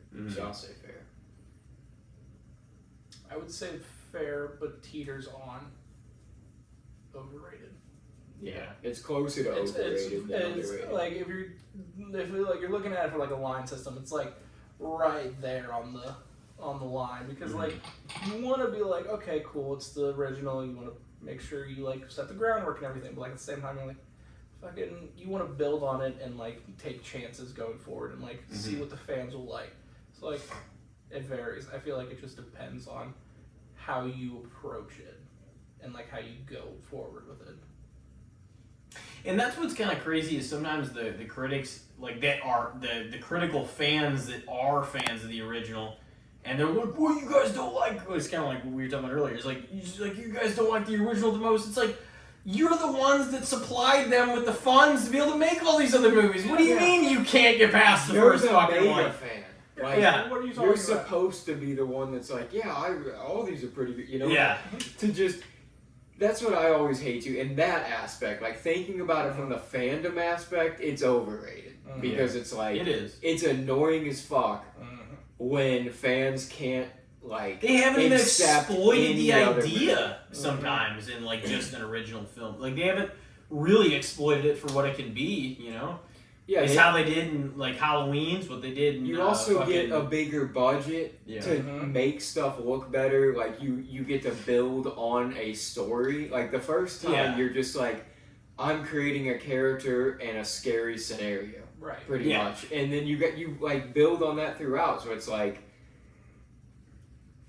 I don't know, like, how can you always... The original is almost always the most simple story of them all. Yeah. Yeah, I can see you being like, oh, it's the most, not in terms of content, but it's the most pure, like, they didn't have to include a bunch of extra bullshit kind of thing. Yeah. So it's the most pure, but, like, that doesn't mean that the story can't get better by fucking going into that creative aspect of your mind and figuring out another way to make it good. You know what I mean? Like, 100%. I don't think it's, it fucking starts and ends with this and that's it. You know? Yeah, no, I definitely think building on it and exploring where you can go is definitely the way to go. Mm-hmm. Especially if it becomes that big or you know what I'm saying, franchised out and shit. So, but yeah, I was just curious. You guys said fair, leaning overrated, if anything. Yeah. Okay. What do you got? Or Alex, you want to go next? Who wants to go next? I mean, to build off yours, thinking about it, I think the further you go into the series of a horror movie, they kind of have to get goofier. For example, I love the Leprechaun movies. And I don't know if you've seen all of them, but once he goes back to the hood, and to the hood, 3? it's 4 and 5, I believe, or 5 and 6, and they're just goofy and dumb, but I love them so much. I feel like once you get goofy and dumb in horror, if it's the right balance, it just is the right spot, and it's like one of the most enjoyable times. So like with Resurrection, people are like, oh well, it was a fun movie to watch. Like, no, it's not. Leprechaun in the Hood is a fun movie to watch. This is not a fun movie to watch. Like, he is rhyming to Ice Cube. Don't lie to me. That's a fun movie. Yeah. Yeah, and also Leprechaun in itself is a little more of a goofy concept. Like, exactly. You're kind of like, with Halloween, it was kind of a respected horror franchise. It's like you're kind of tearing that apart. Right. With Leprechaun, it's like, this has a fandom, but it's kind of known that it's a little goofier. Right. I just think movies who are like embrace goofy and like embrace wanting to get different and get goofy is always going to turn out better than like people who are just like, I want to explore, but I want to not do X, Y, Z, or like I want to do it. I feel like if you embrace it, like Jason X was one we were talking about. Jason in space, why the fuck do we need that? But like, they're embracing it, so like I like that. It was good. It was by no means the worst in that series either. Yeah, like, so I think the more, I wouldn't say outrageous, but like the more you want to break the mold and go goofy, I feel like that's when horror movies are almost at their best. So what is your overall... I think, I don't know. I'm just talking about that topic. I was gonna say, so like, maybe... What's your feeling? Horror franchise is getting goofy, maybe? Or like maybe goofy entries in the franchise? Yeah, I think every horror franchise needs at least one goofy movie. Just one goofy little... So basically like goofy additions to any of the horror franchises. Let's do that, yeah. Goofy additions to horror franchises. It's hard because I love a horror comedy. Like, I'm a big fan of horror comedy. When it's done right, they're some of my favorite horror movies. Right. Like, but they can also be done terribly wrong. And that's one of the things I'm like, so like when you get like Resurrection, we'll just keep coming back to that because it's a piece of shit movie. Like, it's one of those things, like, they tried it and it's like, whatever, but like, when you hit that sweet spot of good horror comedy. It is, it can be, like, Texas Chainsaw 2. for example, you know? Perfect movie. Dude, honestly, they did do it. They did do it right, though, I feel like, you know, for... And, like, for Friday sequel. Part 6. But to be honest, like, was that even the goofiest that the Texas movies get? The second one? I don't know about that. I mean, that's probably the most intentionally goofy. Mm-hmm. The Next Generation was ridiculous. Yeah. But I hadn't watched that yet, but somebody had told me to, like, watch it, and she's, like, a huge horror movie fan. Mm-hmm. Like, it's pretty terrible. But, like, almost in a this is kind of fun because it's so terrible, and it's also got Renee Zellweger and Matthew McConaughey in it. which they try to act like that didn't happen on their careers. Well, Matthew McConaughey, in his book, that Green Lights book, he actually talked about that movie in there. Because that was just an early part of his acting career. And I forget even what the story was, but he talked about, like, playing that character, like Vilmer Slaughter and shit. Goofy entries, though, man, that is tough. Because, like I said, a horror comedy's fantastic, but... It usually doesn't get there if it hasn't been running for a long time. You know what I mean? Yeah, unless that's just the intent on the movie in itself. Like some people, like that's what makes all the difference in the world. If they're making a movie trying to throw some like cornball shit in there, then it's like this is a good time. Right. But if they're making a movie and it's like the 7th one and they're like, we're trying to make another one of these and it's just so bad that it's funny, that's a whole other thing. That's true. See, I feel like they were taking Resurrection seriously, though. You know what I mean? Like they were trying to. What, dude? But Busta Rhymes going, hi-ya! But no, that was fucking karate kicking him out a window. I mean, once you're like making the movie and like you're seeing the shit you're putting on, they're like, cool, we're gonna change gears, guys. But yeah, that was just absurd. Yeah, I feel just like one of the way that unneeded ended was like, this was trying to be a comedy, I guess. Mm-hmm. The rest didn't feel like it, but like... No, it's a time. It's definitely a time. You know, that's... Tobe Hooper said, because he made both the Texas Chainsaw Massacre and the Texas Chainsaw Massacre Part 2. He made both of them. And after Part 2 came out, people were like, that was like goofy. Like, compared to the first one, that's the route you took? And he's just like, well, I think the first one was kind of meant to be a comedy too. And everybody's like, how in the fuck was the first one meant to be a comedy? He's like, I'm just not very funny. I don't know what to tell you. Like that at all. He said that, like, you were supposed to just, like... He said in the first one, it was mainly supposed to be that Leatherface was just having a terrible day. Because people kept wandering into his house and shit. Beautiful, and I love that.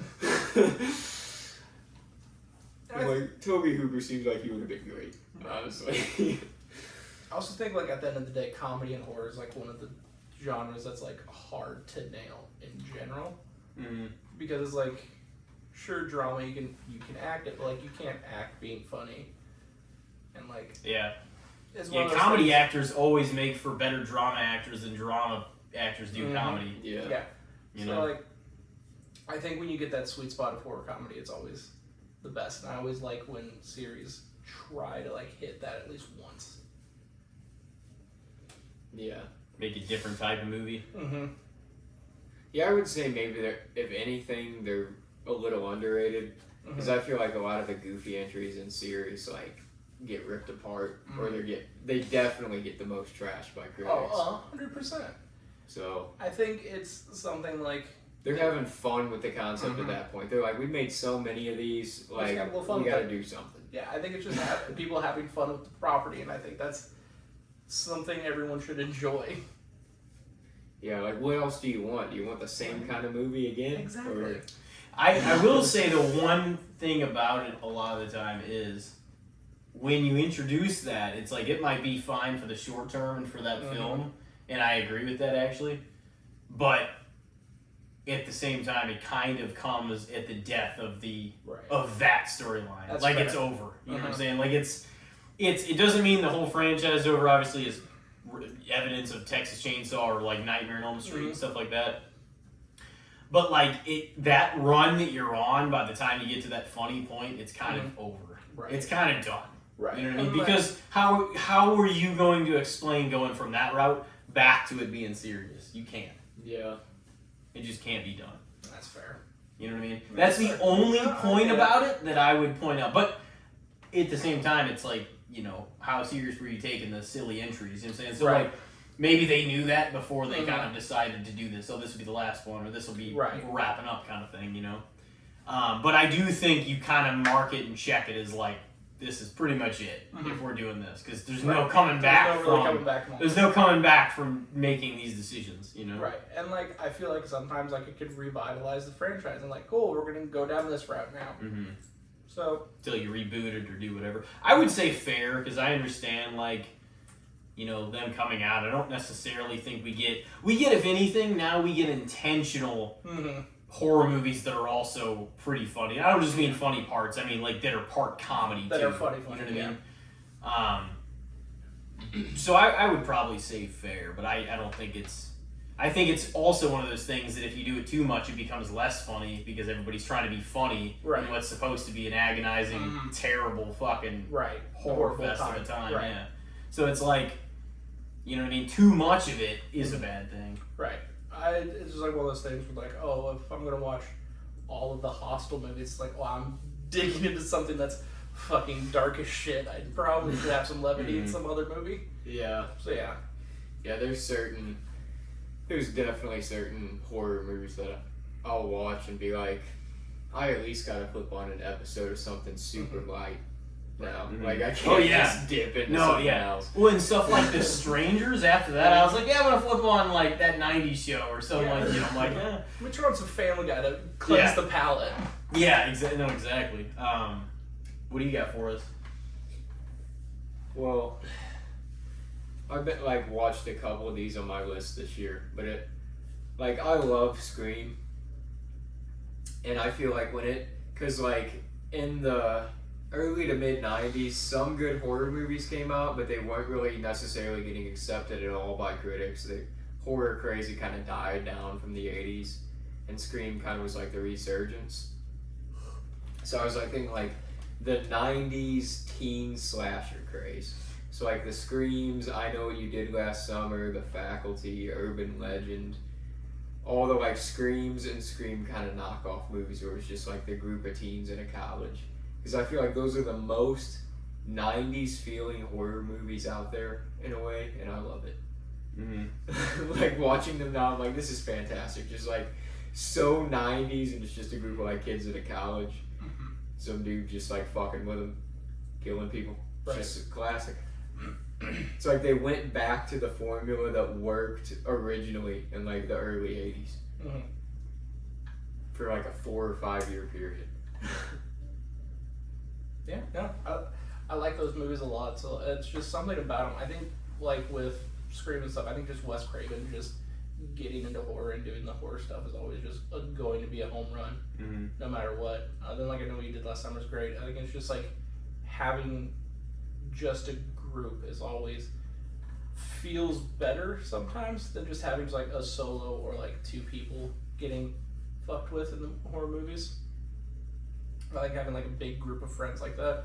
I think it's always just adds a lot to the movie that just makes it a little more enjoyable at times.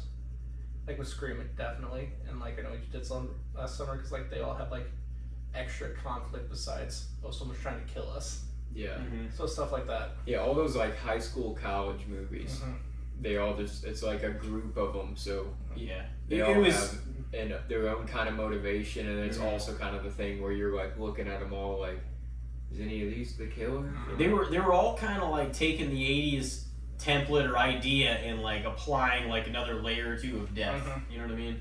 It's kind of like what they sort of felt like to me. And like think about it, like Wes Craven, he did it in one decade and then he turned around and things were shifting and he did it again in the next one. He shifted with the times like perfectly. You know?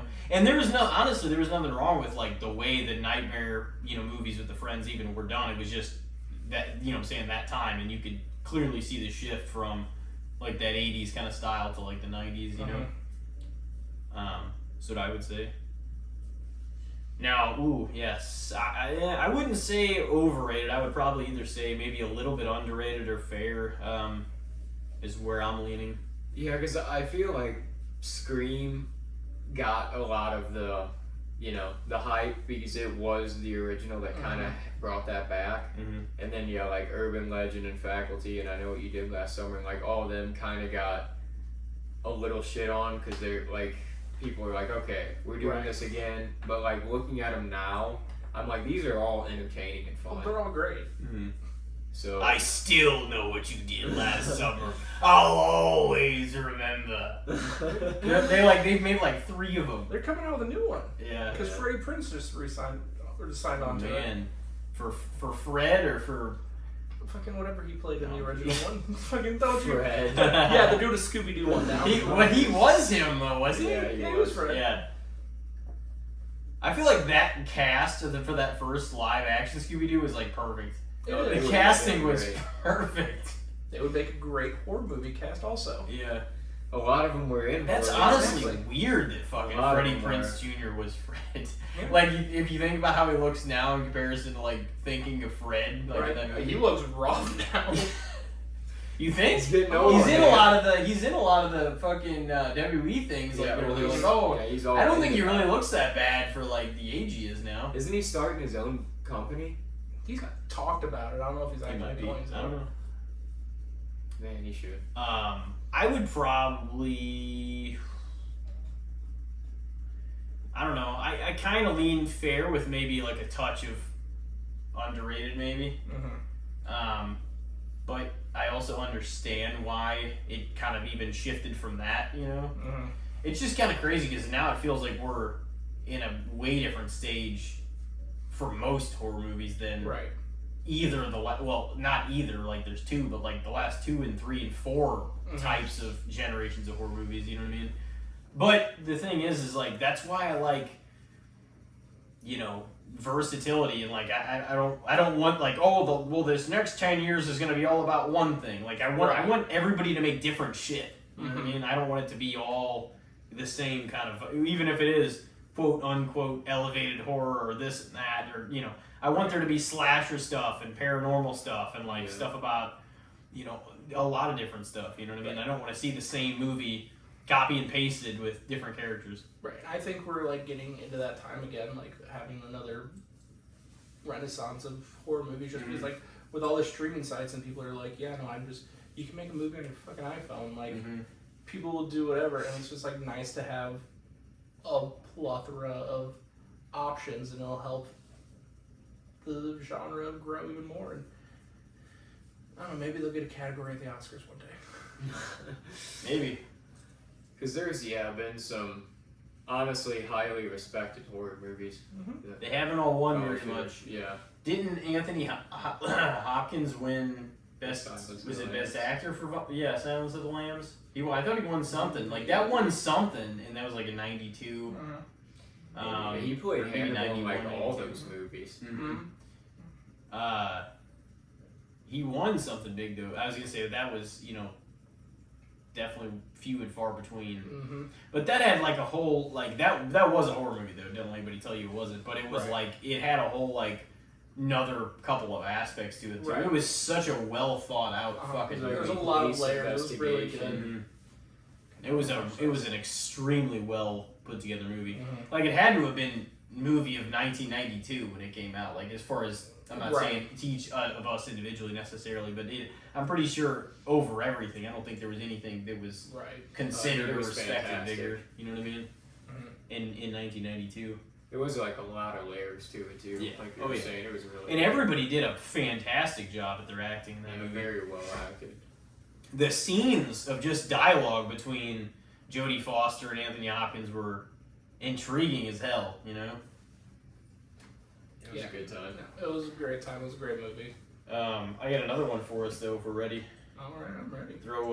Speaking of football, and now more than ever, honestly, this seems appropriate to some degree. But what do you guys think of having not just a backup quarterback, having a solid backup quarterback, having somebody up your sleeve that's in case we need him. Oh, hey, look, there's a plethora of injuries like there always is nowadays. Maybe we need somebody pretty damn good behind the guy we're starting and paying $50 million a year to. 110%. That's a must. Underrated, you think? I think it's an underrated. Some teams just have somebody that failed as their backup, and they're good with that. I'm They're like, well, Oh shit, bro! The This is Bengals are not looking good. I'm not giving up on it. Third quarter just started. We'll see. I'm gonna shit on my own team. The Titans have fucking Will goddamn Levis as their starter, and not a goddamn person as their backup. They traded their backup to the team that just whooped their ass last week. Was This week. Yeah. And it's like, And he can play too. yeah. So like Behind I don't know- Jordan. I don't know what the fuck we were thinking, but like right now, I can't even tell you who the backup is. It's like, but like when A you lot look of times you can't though until they're out there. You're like, oh yeah, it's this guy. it's this guy. Yeah. This guy's here. It's like with having Andy Dalton behind Bryce Young, like that's a perfect example of having someone who's like not like an all-star, but someone who's gonna go out there and if need be can get you a win. He's played in some games. He knows. Yeah, He's solid. He knows Yeah. what he needs to do and how to get it done. So yeah, I think it's an underrated thing that people don't have a lot of. Because like there's a lot of people like, oh, this was a backup quarterback and he's like had a snap in the league. And you're like, that's not gonna help me. Like, what are we doing? Yeah, when the guy comes in and you're like, bro, this is the first time I've heard this guy's name. You're like, this is about to be probably pretty bad. Bad time to have. Sometimes they can prove you wrong. Like, I'll never forget when the Rams were down to their third string and we had Ryan Fitzpatrick come in and he threw like 4 touchdowns that game and won us the game. And everybody was like, and that was when the Rams were a pile of shit too. So everybody was like, holy fuck, who is this guy? He just came out of nowhere. He gave you some of that Fitz magic. Yeah, he did. It's magic. Dude, Fitzmagic lasted his entire career. He would just like be mediocre and then just pull some of the craziest games you've ever seen. Dude, I saw some of the games that he was just like put in as like the backup, and he would just like whenever the camera would show him, he would just be like dancing and like he would be murdering the other team. I was just like, well, how the fuck is this guy not starting every week? I would kill to have Ryan Fitzpatrick back on the Titans right now. Are you kidding me? So I looked it up. They have Mason Rudolph as their backup behind Will Levis, Oh boy. which is a fucking joke. I mean, the guy's name's Mason Rudolph, you know. So we all know how great he is and how great he was in Pittsburgh. So Yeah, didn't he go to like? No, that was Kyle Rudolph. I was gonna say, was he on the Vikings for a minute? That was Kyle. Yeah, that was Kyle. yeah, no. No, a backup quarterback is having a solid one. Yeah, that's what I said. I was like, just solid. At least, yeah. Like if you have a veteran quarterback who's kind of a system guy, he can just get the playbook. That's down. the guy you want. He's been in the league for a while. He never won some big games, but he knows how to fucking play in the NFL, and he can go out there when you need him. That's the guy you want. You know who that's a perfect career backup, but if he had to start for your team, you'd be like, okay, it's fine. Chase Daniels. Dude, and he never got the chance either. He was always backing up the best quarterbacks. Backing up the best. Like, he didn't have to do shit. But if he needed to come in and play a down or two or a game, like, you're like, okay, it's going to be fine. But, like... He's having a great life. Great life. Didn't have to get concussed a bunch of times. No. He backed up, like Drew Brees for a while, I think maybe Aaron Rodgers for a little bit, Patrick Mahomes at the end of his career. Dude, like, literally, he backed up some of the best. Just chilled. Was just like, I'm just going to... Got paid millions still. Still has got at least double-digit millions in the fucking bank. I mean, he was out there sometimes, you know, when he had to be, but... That's the best job, or it used to be, whenever they didn't have to be out for weeks at a time for fucking, you know, bruised finger. Yeah, you could come try to be the hero for like 2 quarters.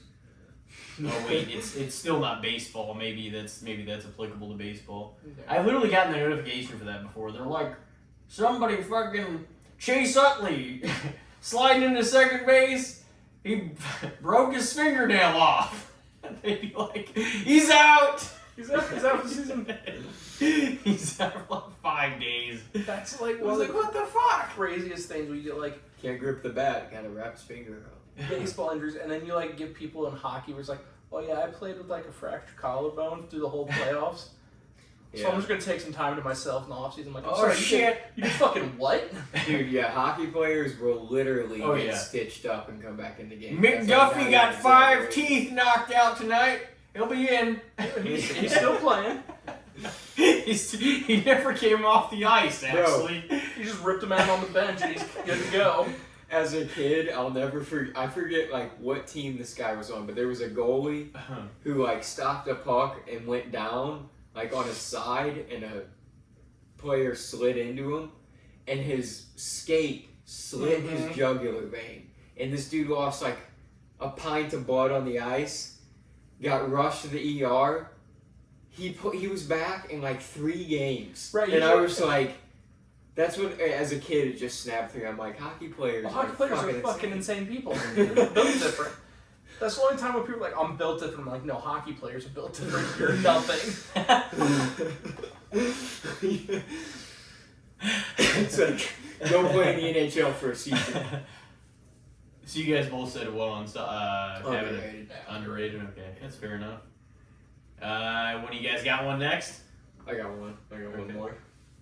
Throw it at me, and then I'll throw my last one, unless you have one. No, that was my one. You can come up with anything.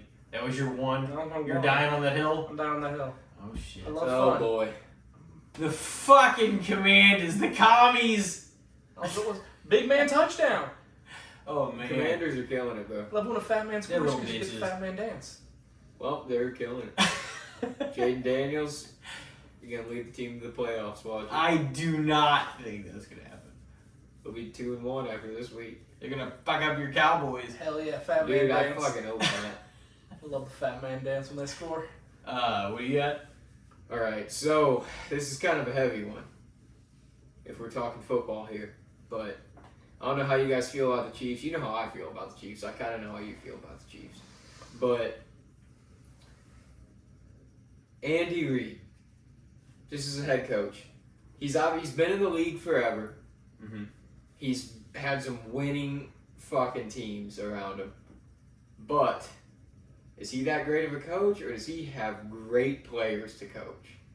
I think he is that great of a coach in a lot of senses. And I'm not honestly. even saying that he's not, because I actually do think when it comes to some of the most historic NFL coaches, Andy Reid's in that list. But Because several of them tried and he's failed had at great first. teams around him. Belichick, too. Where he was where? Was he... That was the thing. Yeah. Belichick always had Tom. That's what I mean. Well, no, I And mean, now- before that, when he failed, you know, and like they each got another shot. But Belichick, whenever he was that good, he had Tom. Andy Reid, now that he's this good, he's got Mahomes. Mm-hmm. So it's like, are those players that good? Do the coaches I think it's the bank right. into lucky systems, or I think it's the right matchup, though, too. You know what I mean? The right coach with the right quarterback. Yeah, no, I think it's definitely has to be that good chemistry because, Mm-hmm. like, nothing against Donovan and McNabb, but I mean, they got to the Super Bowl with yeah, him. the Super Bowl, but like, I feel like just having that coach quarterback like good relationship definitely goes a long way. And I think Andy Reid's just one of those people who can just lead a team well. And I think it's just up to the quarterback to be able to perform in the high pressure situations. Mm-hmm. And like again, nothing against Donovan. I love Donovan. He's great. Yeah, I liked him a lot. But as a player. I just feel like he just never really hit the big moments he needed to in the big games. Yeah, he was all like, they're in the mid 2000s. Mm-hmm. He was one of the best quarterbacks in the league. Like on almost every stat line, but it was the same way. They had that 1 year where he got them to the Super Bowl. They lost to the Patriots because everybody was losing to the Patriots at that point in time. Not again, everybody. And never like, got there again. The thing is too with Andy Reid is like even look at and I know like I've been telling myself the whole time too, like not to get too excited about the Packers stuff or not to get too overwhelmed with this. You know, we're only a few weeks into the season. At the same time, we're 3 weeks into the season, and the Chiefs have better personnel than they had when they won the Super Bowl last year. Mm-hmm. They have not played particularly well in the games they played this year Right. so far. Burrow probably outplayed Mahomes in that one Mm-hmm. fucking game with the Bengals, and they just won the other night again. But like, they're still 3-0 even though they have not played at their best. Right. How is that even possible without good coaching? You know what I mean? Like Yeah, it's dude, fucking they're- like they are winning and they're not even playing that well. And I honestly, Steve Spagnuolo may be the best defensive coordinator in the league. He's so good with the Chiefs. Like, whenever they need to make big stops and big plays, it just seems like it always happens for them. Like, they always hold their offense up when they need to. And it's infuriating if you're not a Chiefs fan. It's like, dude, it almost feels like they're like, even when they play like shit, They're still the other side of the ball picks up the slack for them. Like, Yeah. they can never just have a bad game No. on both sides of the ball. And they're still like they do not shake, man. Whenever they're down and there's only a few minutes left of the game, like they fucking figure out a way to win I think every time. that definitely comes down to Andy Reid and Yeah, helping keep the composure of the team. for sure.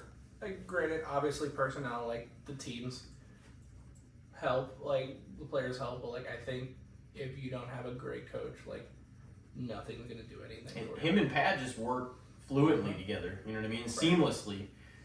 It's like he has not even played nearly the best Mahomes football we've seen Oh, yeah. in these first Not three even- games, not even and yet the close. Chiefs have come out ahead every fucking game. Mm-hmm. It's insane. Yeah. So They're just the Chiefs, man.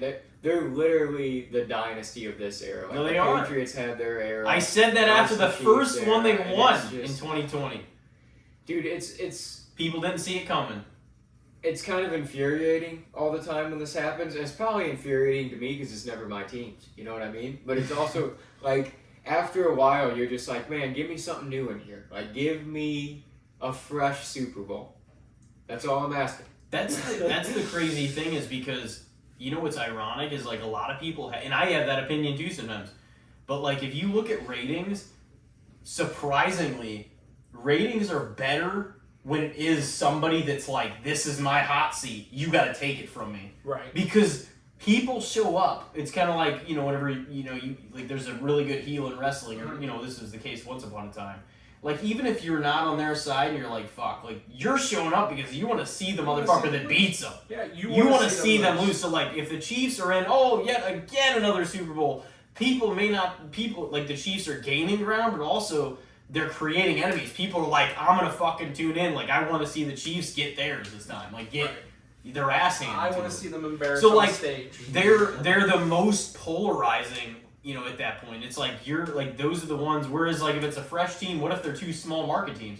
Well, that's going to be one of the least watched Super Bowls in the last 15 years. Right, and the only way it would be, So it's like it's a weird thing because you would think that people would be tired of seeing the teams, and some are for sure, but like they also keep drawing great ratings because people either are on their side or they want to see them get beat. right.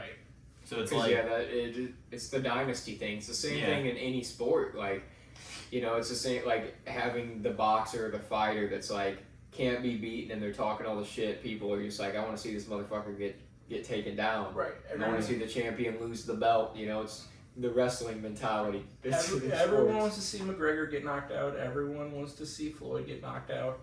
Yeah. Everyone wants to see the Yankees lose. Yep. It's just everyone wants to watch the demise of the big bad.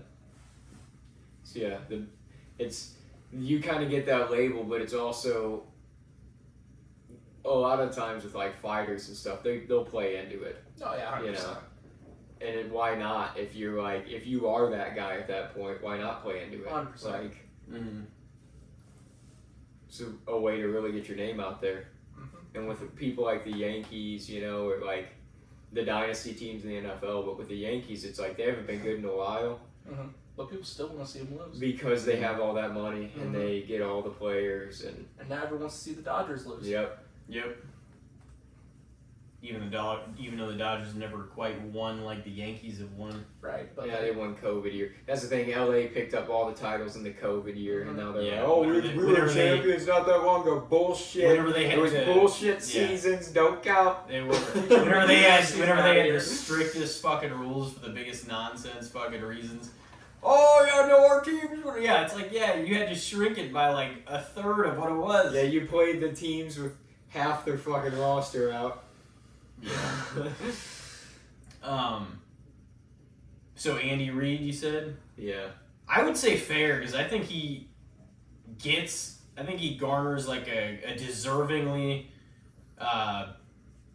good amount of respect, but at the same time, there's some people for sure, like they're already calling Pat, oh, the greatest this or that or whatever. And some people say that, but I don't think it's the overwhelming opinion. Same as like I've heard people be like, oh, he's maybe the greatest coach of all time, but like that's not by and large the overarching opinion still. Mm-hmm. You know what I mean? It's still, if he wins a few more, if they do damage, if they keep doing what they're doing, and like he's probably going to be considered that eventually. But I think that most people know he's one of the greatest of all time, which he is. Yeah. But I think he gets a good amount of credibility for that, and I don't think it's undeserving necessarily. Right. I think he is a great coach. I do think him and Pat got paired up with each other, and that just worked perfectly. I think it was just... Finding that guy and the right coach is such a task for so many teams.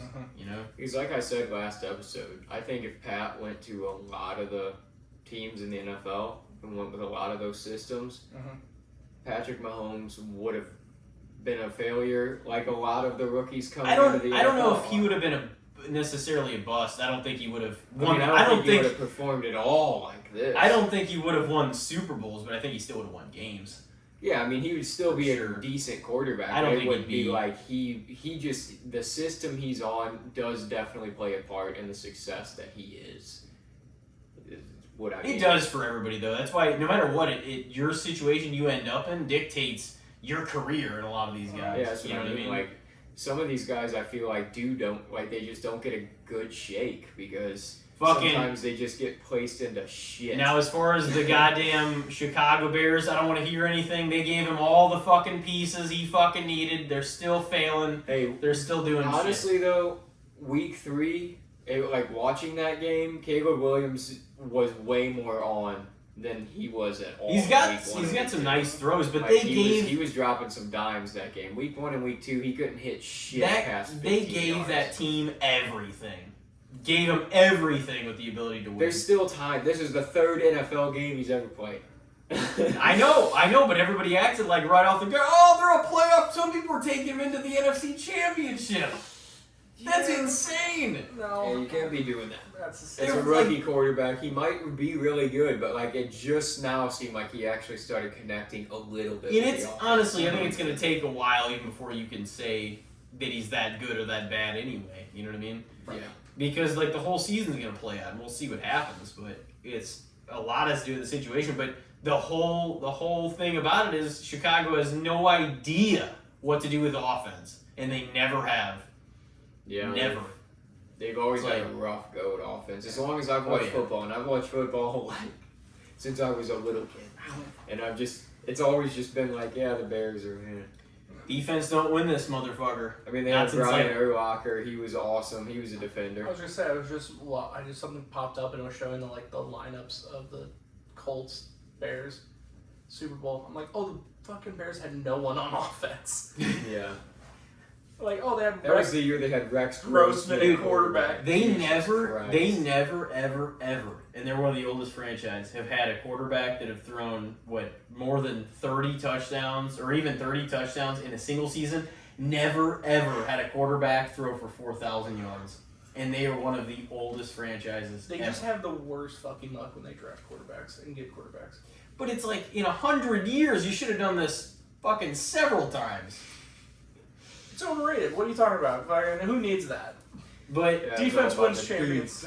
It maybe in 1985, the Super Bowl, they don't shut the fuck up. But 40 years ago, we kicked your ass.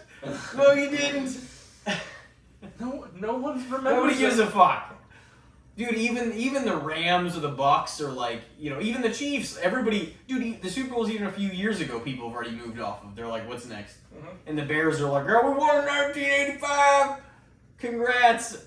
Nobody cares. That's what you got to do, though. If you're one of those fan bases that haven't won a championship forever, you got to reminisce. That's all you got. Hold on tight. Not them. Chicago, they need to lose. Is that the city that you're like against most of their teams?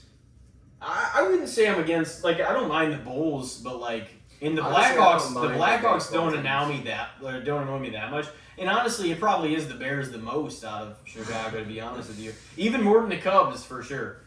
I don't think any of their teams really bother me. I mean, I'm not like a Cubs fan, but like the Blackhawks. I was certainly watching whenever fucking they were about to break their World Series streak. Like, I was like, this is fucking historic. Mm-hmm. It really is. Like, people live generations with their kids and grandkids that never got to see them win a World Series. And they still showed up. I fucking hate the Cubs, and I hate everything about them. Like, watching that was nice. I was like, it was. That's good for them. It was. Yeah, it was a long time. Did we answer? Did you answer on Andy Reid? I think he's correctly rated as a good head coach. Great head coach. He's got the accolades to prove it now, but he's sustained in the league for a long time too. He's been around forever. Mm. So isn't he the oldest coach now? Now that Belichick's not there, he's gotta be. Yeah, he's like 66 or something. Yeah, Harbaugh's like the second oldest one, and he just got back involved. Oh, Harbaugh. Beating on Herbert's pads. It's like his ritual, or whatever. I've got one more. This one's almost like out of left field. I don't know what prompted me to talk about it, but possibly maybe me moving. And I was gonna say you just moved too and everything, but like I was just thinking about this earlier. Because I would like to think fucking like we all take care of like our shit like pretty well, like the stuff like we buy our So I was like, what do you guys think of displaying pride in one's possessions / residence? Like cleaning, maintaining your stuff, taking care. Like I've always been one, if I invest in something, like it's gonna last me because I'm gonna take care of it. I'm not gonna just throw my shit wherever. I'm not gonna leave my car to be a complete mess. I'm not gonna you know what I'm saying? Like I'm not going to like, I'm not gonna like piss away normally what I spend good money on. You know what I mean? On anything. And I don't know what prompted me to think about that, but I was like, and I don't know how you are, because I was gonna say you have a pretty new car. Yeah, me and you talked about this a while back after I totaled mine. Yeah, because I totaled mine. Yeah. Oh yeah. And like I try to take like good care of it, like when it like maintenance and everything. I think the one problem I do have is like I'm constantly in my car, either coming from work and it's like late nights and everything. Mm-hmm. So like I have a problem with like keeping bottles in there. Mm-hmm. So like that's one of the things, and like I'm not judging you for that. There's a lot of friends that we have that do, but it's like I keep it relatively clean for people. Like if people need, it's not like people cannot get in my car kind of thing. It's like there'll be like 1 or 2 cans, but like I definitely like try to take pride in like my other ownerships of things that like I really care about, and like some stuff it's like okay, like I care about this, but like at the end of the day I know it's gonna break down, so like I try to take care of it as much as I can, but like some stuff I know it's gonna be harder too, like electronic stuff. Yeah. Like that shit, you can take the best care of it in the world, and it'll have some internal software issue. And see, that's what I mean. Like, I'm like, none of what I'm kind of speaking about, especially like here, is like in terms of like, oh, I'm gonna take care, And some things that you earn and work for, like maybe you should show off. But I'm not even speaking in terms of like a showing off kind of way. I'm just saying like, you spend good money on something, you invest in something that you like or enjoy or do whatever. Like, I definitely feel like it's, everything's not meant to last forever. But I mean, I definitely feel like if you take care of your shit, it kind of speaks better for you, like as a person. Right. You know what I mean? Because that kind of just shows how you are around the things that you care about the most. Yeah, no, I totally agree with that. Like, I think it's something that's important for people to do. I do too. Yeah. I mean, I feel like I personally take a lot of pride in all my stuff. Like, I try to keep my place pretty damn clean, and my car I try to keep cleaned out. Like, and I think it's almost to a fault at times though, because my parents are like real particular and clean. Like, oh, you can't leave stuff out in the living room. Like, always with that kind of stuff. So like, I'm overly particular sometimes with shit and with people, and I'm like, oh man, you're leaving your stuff out here. You know what? Like, if people like leaving their trash on the table and stuff, I'm just like, it just, I can't help but notice. You know what I mean? I'm like, oh, come on. You know, just right. And I like hate being that guy. And then I think about, I'm like, damn it, Mom. Like, it's why'd you do this? This is you ruining me for people. I don't, like, I don't know. Or I see people, like, if I see somebody's car, like, especially, like, there's people that I work with at one of my jobs. I'm not going to name particulars here. But I'll, like, get out of the car and just see they're literally fast food bags, cups, cans, everything, all kinds of trash piled up past the passenger seat. And I'm just like, what kind of fucking slob are you? Like, how are you living with yourself? The fuck are you doing? Clean your fucking life up. What is this? It's like, and that's the thing. I don't want to be that guy, be that judgmental prick that like sees that and just judges you. Like, there's no way this person's got their fucking act clean if this is what their car looks like. But it's like at a certain point, how in the fuck are you just tossing trash over there for that long without caring? Like, sometimes I try to like take into account, like, maybe stuff's not going right for them, maybe they just got stuff going on, like, I get it, but like at a certain point you're like, what the fuck are you doing? Well, like, my thing is I'll try to like, there's always things you can't do with every day, just try to maintain it and clean it. Like, sometimes you actually gotta, wipe shit down and fucking clean, vacuum or do whatever kind of stuff. But like, I mostly just try to keep it clean, like, because I think some people's the thing that happens with them is like, once it starts getting a little dirty, they're like, well, it's already dirty, I'll just keep fucking adding to it. And then it's like, it never looks, and then, you got those people who are like, oh, I gotta clean it out, it's like, it never ever would have gotten to this point if you hadn't fucking neglected it for the last, like, 6 months or 2 years. Like, what are we doing? Yeah, no, I totally get that. You wouldn't have to do this thorough 6-hour clean of my car on Saturday if you just kept it in decent fucking shape most of the time. Yeah. Or like, same as your place, or like, it's like, why is there shit thrown everywhere? Right. Like, I'm not saying it has to be spotless, because like, even mine, like, I try to keep things orderly and somewhat organized, but at the same time, I don't have a million things to do every day. Now that I'm, in like the harder wood floor and stuff like that, I'm like, I don't really vacuum, but I do have to sweep a lot more, because everything lands on there. Right. So I'm like, before everybody came over and stuff, I was like, I'm just gonna sweep all this stuff up. Got Leo's, litter and stuff like that. But once you do it, it doesn't even really take that long. So I'm like, I don't know, because I don't mind carpet or like hardwood and stuff like that too. But like, just knowing that it's cleaned up is like still a better feeling. Yeah, no, I totally get that.